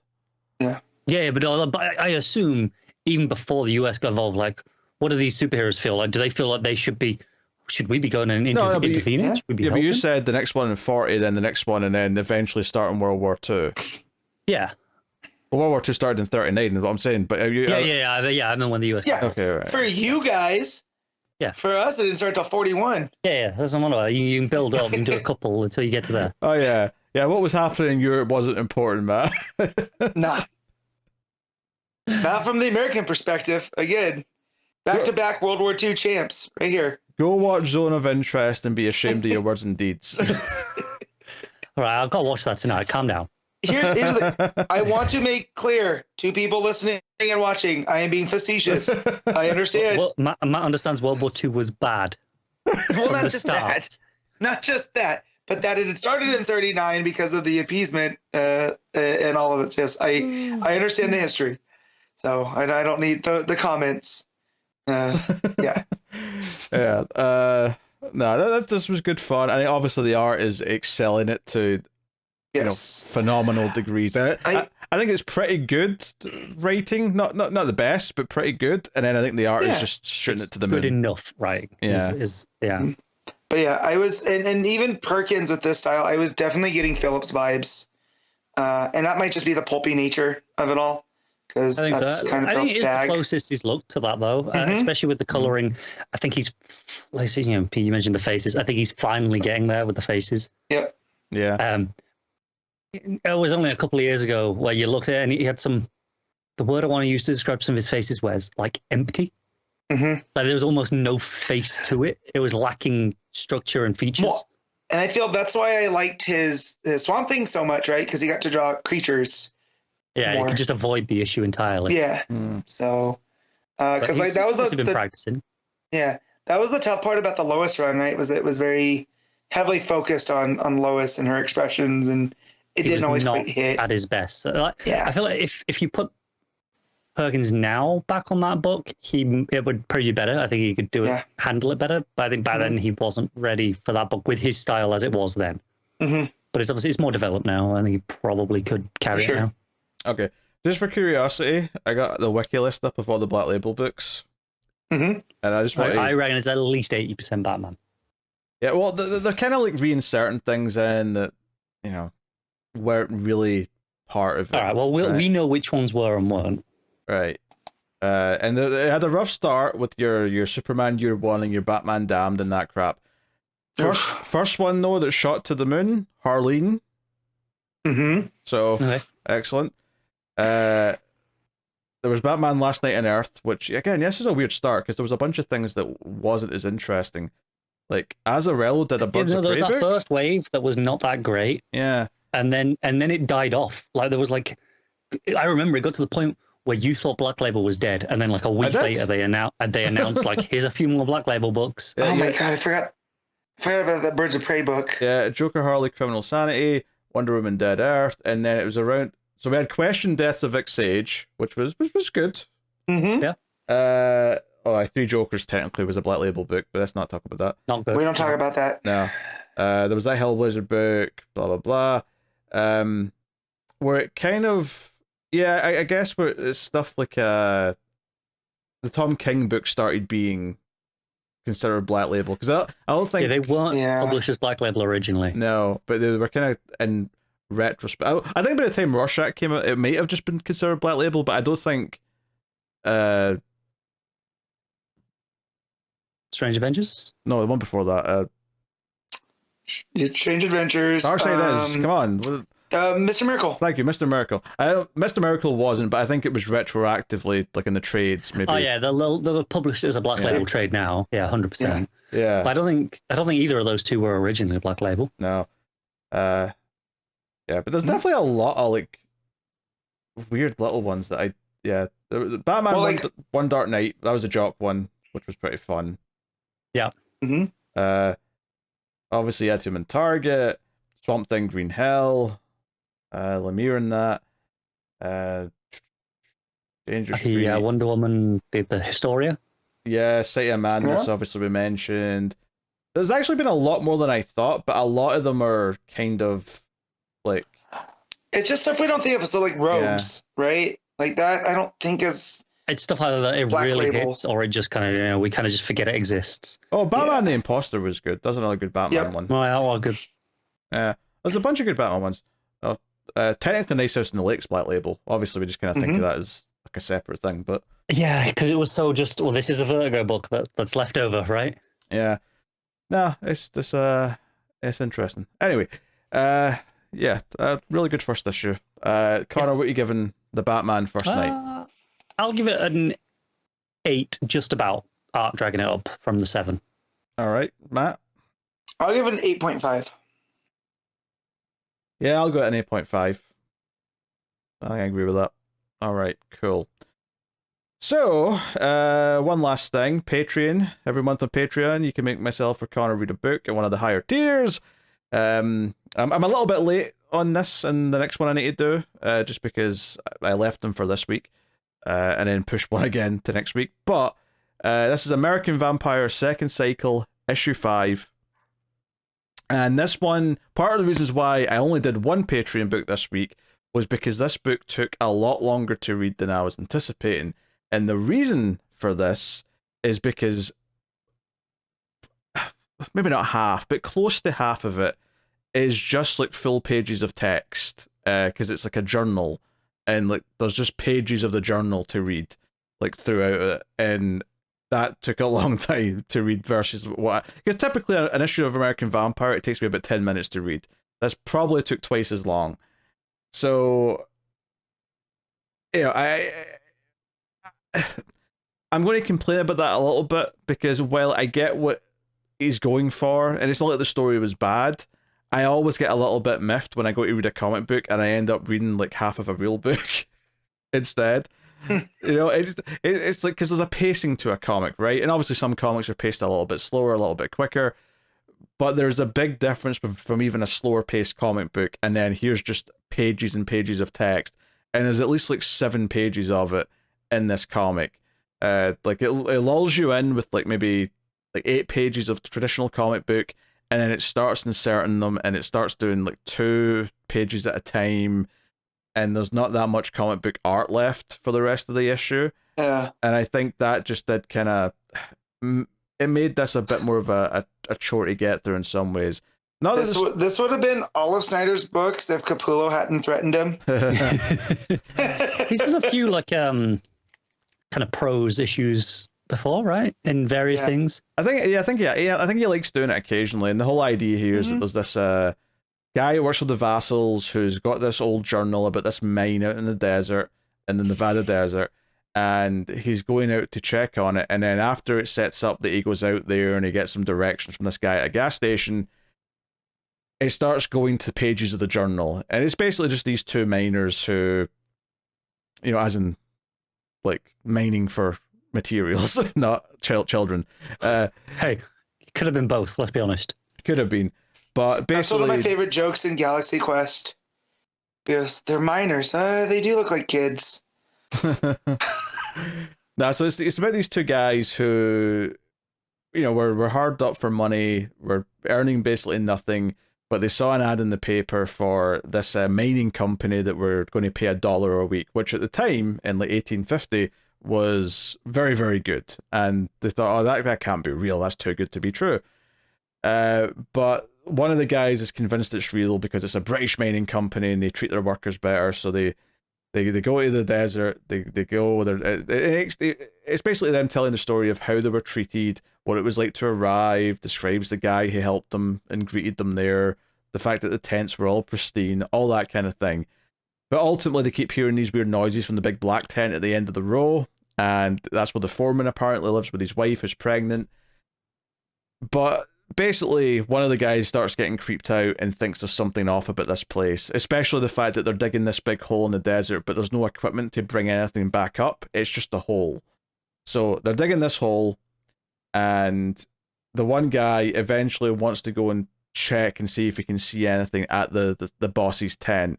And when he comes back, because it's the other guy who's writing the journal, when he comes back, he's so scared that he immediately just wants to leave, and he starts packing and he leaves. He leaves all the money that he's made. He just goes, and he doesn't. The main guy doesn't understand why, but he's freaked out because a few days later, his friend that left comes back, but he says that it's not really him. Something's wrong about him. So obviously, reading the story, I'm like, okay, he's been turned into a vampire, right? He's not quite him anymore. And we finally see like what's going on with like the foreman and that. We like the Grey Trader is here, and he like sort of smiles creepily at this guy.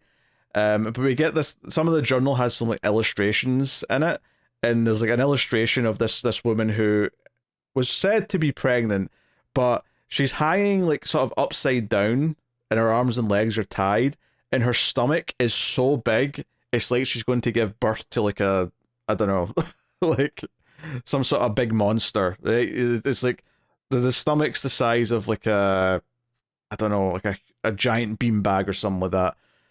It's just, it's very suggestive and weird and disgusting and all the rest of it.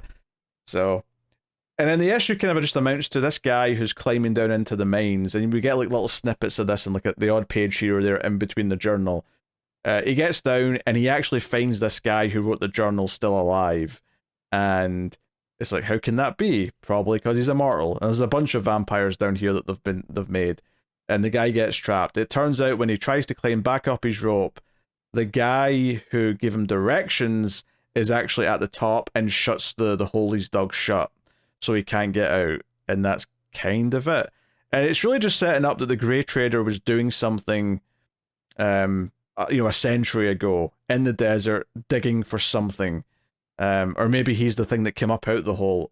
Like, either way, that's the real meat of what it tells you. There's some interesting little details here, like this journal like made its way to H.P. Lovecraft, who was like a friend of the Vassals, so he donated the book to them when he died, and that's how they've got their hands on it.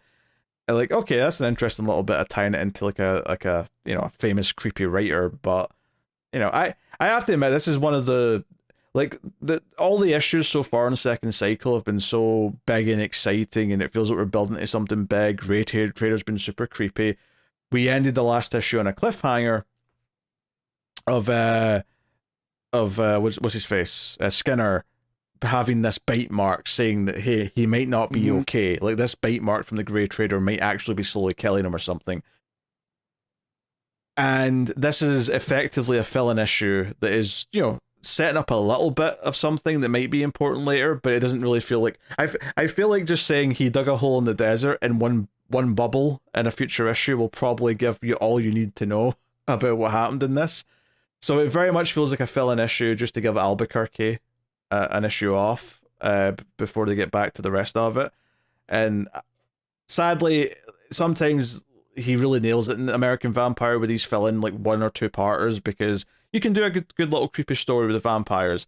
This one to me felt a little bit lacking, and I think part of that is because so much of it is made up of these journal pages telling the story in prose that I feel like I didn't get that much of an actual comic book instead, and I feel kind of shortchanged by that. So, I don't know if I'd say it's the weakest issue of American Vampire completely since I've started. I'd have to really think about that, but I can't think of another issue that I came out feeling like, that felt like a bit of a dud. I'll look forward to next issue. I don't know if I've had that with this book before. You will. I will? Oh, there'll be more of it. Oh, is there more journal pages or books? No, just like the back end of the run. That kind of gets a bit... That's unfortunate. Yeah. I thought it was pretty well known. I mean, I've been enjoying second cycle so far, but it's only like, what, 12 issues or something like that, so it's not like that much left. No, I think the back few issues people are not a huge fan of, and then you've got like the anthology specials and stuff like that. I'm not looking... Well, I'm looking forward to it, but you're making me not look forward to it. I don't know. Well, sorry. I thought this was a pretty common consensus. I thought I was going to give me a nice ending. I don't know we're building up Oh, to... it's not over. It's still apparently not over. It's been... How long has it been since second cycle finished? Yeah. It doesn't have an ending yet. This is the X-Files of comics. I mean, I know he kind of did this with Witches, but at least Witches only had 6 issues, so it's like, yeah, of course there's more that he's just not had time to do yet. I'm still annoyed. He keeps saying there was meant to be more this year, and where is it? Where is it? He's too busy writing the animated series. Yeah, which will probably be pretty good as well, let's be fair. Probably. It's annoying. The bastard. Yeah. Anyway, yeah. So, yeah, I wasn't super feeling this one. Notably, this is the end of the 7th volume of American Vampire, so I'll be on to volume 8 for the next issue. So, yeah, I mean, as far as rating goes, I'll probably give it like a 6. Like, it's not that the story it tells is inherently bad or anything. It just feels like, why couldn't you just do a flashback and actually still tell it as a comic book? That'd have been nice. Like, actually show me these moments, it would have probably felt like a nice little story in that sense. So, hey ho, that's that. So I'll be doing a Batman and the Outsiders next week. So if you're looking forward, I always to that. look forward to those. I do enjoy talking about that book. I'm looking forward to the second half of that Katana story because it was really cool, that last one. So I never know where they're going, so it's always fun. So well time in the 80s. They go through a lot of story in an issue and then they move on to something else. All right, that is the show pretty much, barring one final section where we do our picks of the week, where we do our favorite panel / moment, favorite cover, favorite art, and of course top 5 books or however many we read, because DC's got quite a light schedule right now, and I've only got like 4 or 5 books out each week. So Matt, what was your panel / moment of the week? Let's go. You know what? There's some real funny ones in Shazam. But do I do something from Batman? The first night. I was gonna say, what, from actual Batman? The Batman. No. You know what? I'll go from Birds of Prey, and it's gonna be the reveal that Barda and Cass are in the laser tag. I thought that was real funny. Connor? Yeah, I think there's a lot of like good issues and good art this week. I don't think there's a lot of like standout moments for me, and like, oh, that panel. There's something, you know, sometimes you're reading them, you're like, oh, that's in contention. I mean, there was nothing like that for me this week. It can be for art reasons as well. You can just have a nice page. Yeah, which is why I've kind of just defaulted to an easy choice, which is just first time Batman crashes through the skylight in first night, because it's a nice big splash. It looks good. And there's nothing else speaking to me this week. Yeah, I'm going to go with I Have Missed This series of panels from Birds of Prey. Easy pick for me.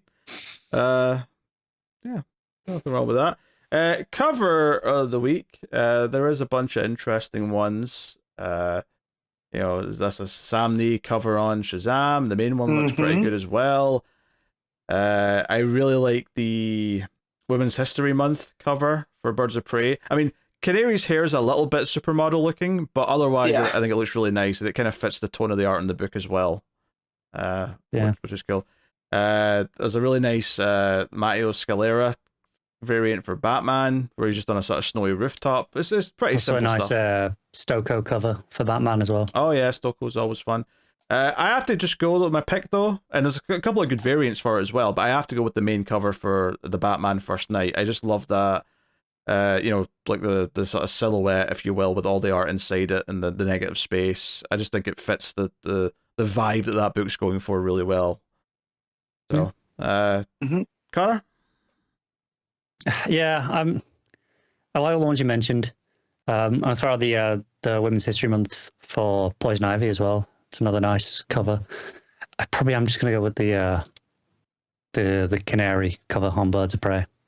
I really like that. It's nice art. Yeah, actually, is Women's History Month like a new thing? Because I feel like I've not heard about. Maybe I know it was like International Women's Day yesterday. Yeah, and that's been a thing for years. Long term. I've heard of that a lot, but I feel like the whole idea of them having a month is a new thing. It's been a couple years. Yeah, I think that I've noticed. Yeah,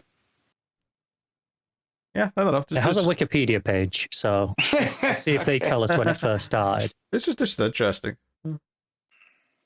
Let's see. Well, while Connor's doing that, I'll talk about some of the ones. What's your pick?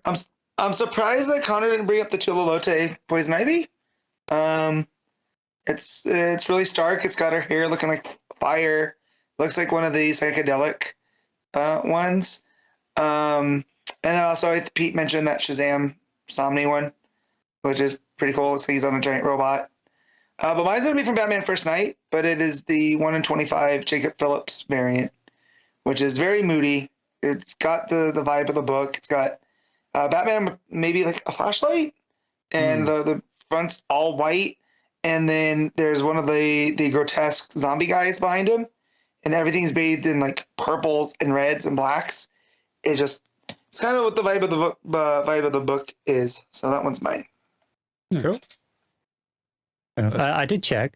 Apparently, In the US, it goes back to a bill passed by Congress in 1987, designating the month of March as a Women's History Month.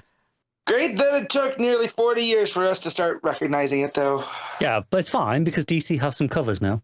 Yeah, true. The sad part is that's why I've noticed it more than anything, is because DC usually have themed covers for these special months, and I don't think they've done it before. So it actually does raise awareness. Funnily enough, it does. Yeah. But hey. All right. So what are we on? We're on best art. Yep. Matt.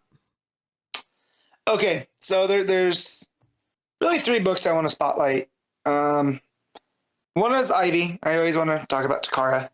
The 2 main ones are Birds of Prey and The First Night. In a shocker, I'm going to give it to Birds of Prey because I was not expecting. Like, I know what to expect when it comes to Perkins. It's great. I love it. It's a level up. However, the Birds of Prey coming in the way that it did just edges it out a little bit for me. Sure. Connor? Yeah, I had a week of all good art at the worst. Like the worst art I have this week is either Jimenez on Batman or Lupacchino on Shazam. Lupacchino, the worst art of the week. That's what I mean. Like when that's on the lower end of my scale, it's a pretty good week for art, right? True. So I am going to give it to Birds of Prey, but I mean, yeah, it's a good week. I'm not complaining with the art. Yeah, it's really between those two because I was very pleasantly surprised because I didn't really know Pina, before I read that Birds of Prey. So it's nice to always be introduced to another artist that I really like. I think I have to go with Perkins though because not only is it the Perkins that I know and love, it was better. Like I said, he's leveled up, and I feel like I was impressed constantly, and it made that entire book feel kind of special just based on his art. I do agree that it is objectively his best work, at least at DC yet. Yeah. So that's my pick. All right, Connor, top 5 books, or however many you read, if less. Yeah, probably. I don't remember what I read. Anything. I'm going a gut feeling. Birds of Prey, Batman First Night, Poison Ivy, Shazam, Gaping Chasm, Batman. All right, Matt. I was going to make Connor rank the 4 Batman issues that he read. Honestly, this would still be the best of the 4. Okay. It's a damning statement. Mine's basically going to line up with Connor's until Batman, of course. So it's going to go Birds of Prey, First Night, Ivy, Shazam. But I read an extra book, so I don't have to put Batman. I'm going to go Blue Beetle. I was going to say, the reason why you're not following that last part is because you read one more book. If I recall, wasn't it like your least favorite issue of Blue Beetle? Yes. But still, Yeah. All right, yeah, for me, I'll probably put Birds of Prey at number 1, even though I rated the art just a touch higher. Number 2 is Batman the First Night. Number 3 is Shazam. And yes, The Gaping Chasm and Batman is down there somewhere. So there you go. Yeah, interesting week. So what's coming next week from DC Comics? Here's what's coming. We got Action Comics 1063, Batman and Robin issue 7, Green Lantern issue 9. Oh, look at that cover, baby. Yeah, Nice. We got Wesley Dodds the Sandman issue 6, Red Hood the Hill issue 2, Outsiders issues 5, Suicide Squad Dream Team issue 1, Speed Force issue 5, Fables 162, Sinister Sons issue 2, Batman Dylan Dog issue 1, Looney Tunes 277, and Batman and Robin and Howard issue 1. So that sounded like a lot of books, but so much of it's stuff that I'm not reading. What the hell is Suicide Squad Dream Team? It's Dreamer and the Suicide Squad, written by Nicole Maines. Okay, she just writes everything with Dreamer in, yeah? Yep. Apparently, At this point, yeah. And then that spins out of Beast World because we have that in the Metropolis. Completely irrelevant. Yeah. I really like Yeah, Beast I World. didn't read that. I'm not gonna lie to you. I did not read the City. you didn't tie-ins. No. Connor, Beast World, I thought was great. The tie-in issues, garbage. So you're fine. Well, not including Titans and Nightwing. Those were fine. Those were solid. Obviously, I'm reading those because they're the specials. Yeah, we were talking about the specials. Specials sucked. Yeah, I've only got 4 books next week. So me too. So you guys not reading Red Hood the Hill? No, but you We're still not you. you still owe a Red Hood a thing from I do. that crossover. Yes, I was going to read it today, and then 4 issues of Batman broke me. Yes. Yes. David still thinks you've defrauded him. I nearly didn't read First Night today. Oof. That'd have been a Like foolish decision. I almost just didn't. I was just I've read too many books, like catching up, and then all that Batman at the end I had to sit through. I was like, I don't know. You know, the first issue of those Batman 4 issues that I read, I started that 4 days ago. It's taken me that long to get through it because it was just that bad. Yep. Join us next month for more Batman from Chip Zdarsky. Hey, but at least it's only one next month, right? That's true. Well, there's only one this month. Well, that's true, but I just had to read 4 in 1 month's worth. Last month was the Hell month. Last month was the trio of terror. So, Yeah. anywho, that's what's coming next week. That pretty much wraps up the show, though. This has been episode 398. Thank you for joining us. You can tell Connor's back because we hit 3 hours. So thank you once again. You can, of course, support all the content over at patreon.com/MailFuzzTV. You can share the podcast. You can like the podcast on YouTube. You can do all these different things. It helps us out a bunch if you do. But mostly, just join us again next week for more DC chat and let us know what you thought of the books in the comments and on Twitter or wherever else you might do such things. But that is the show, so thank you once again for watching or listening. We always appreciate it. Keep reading DC Comics, and remember to never get lost in the Speed Force.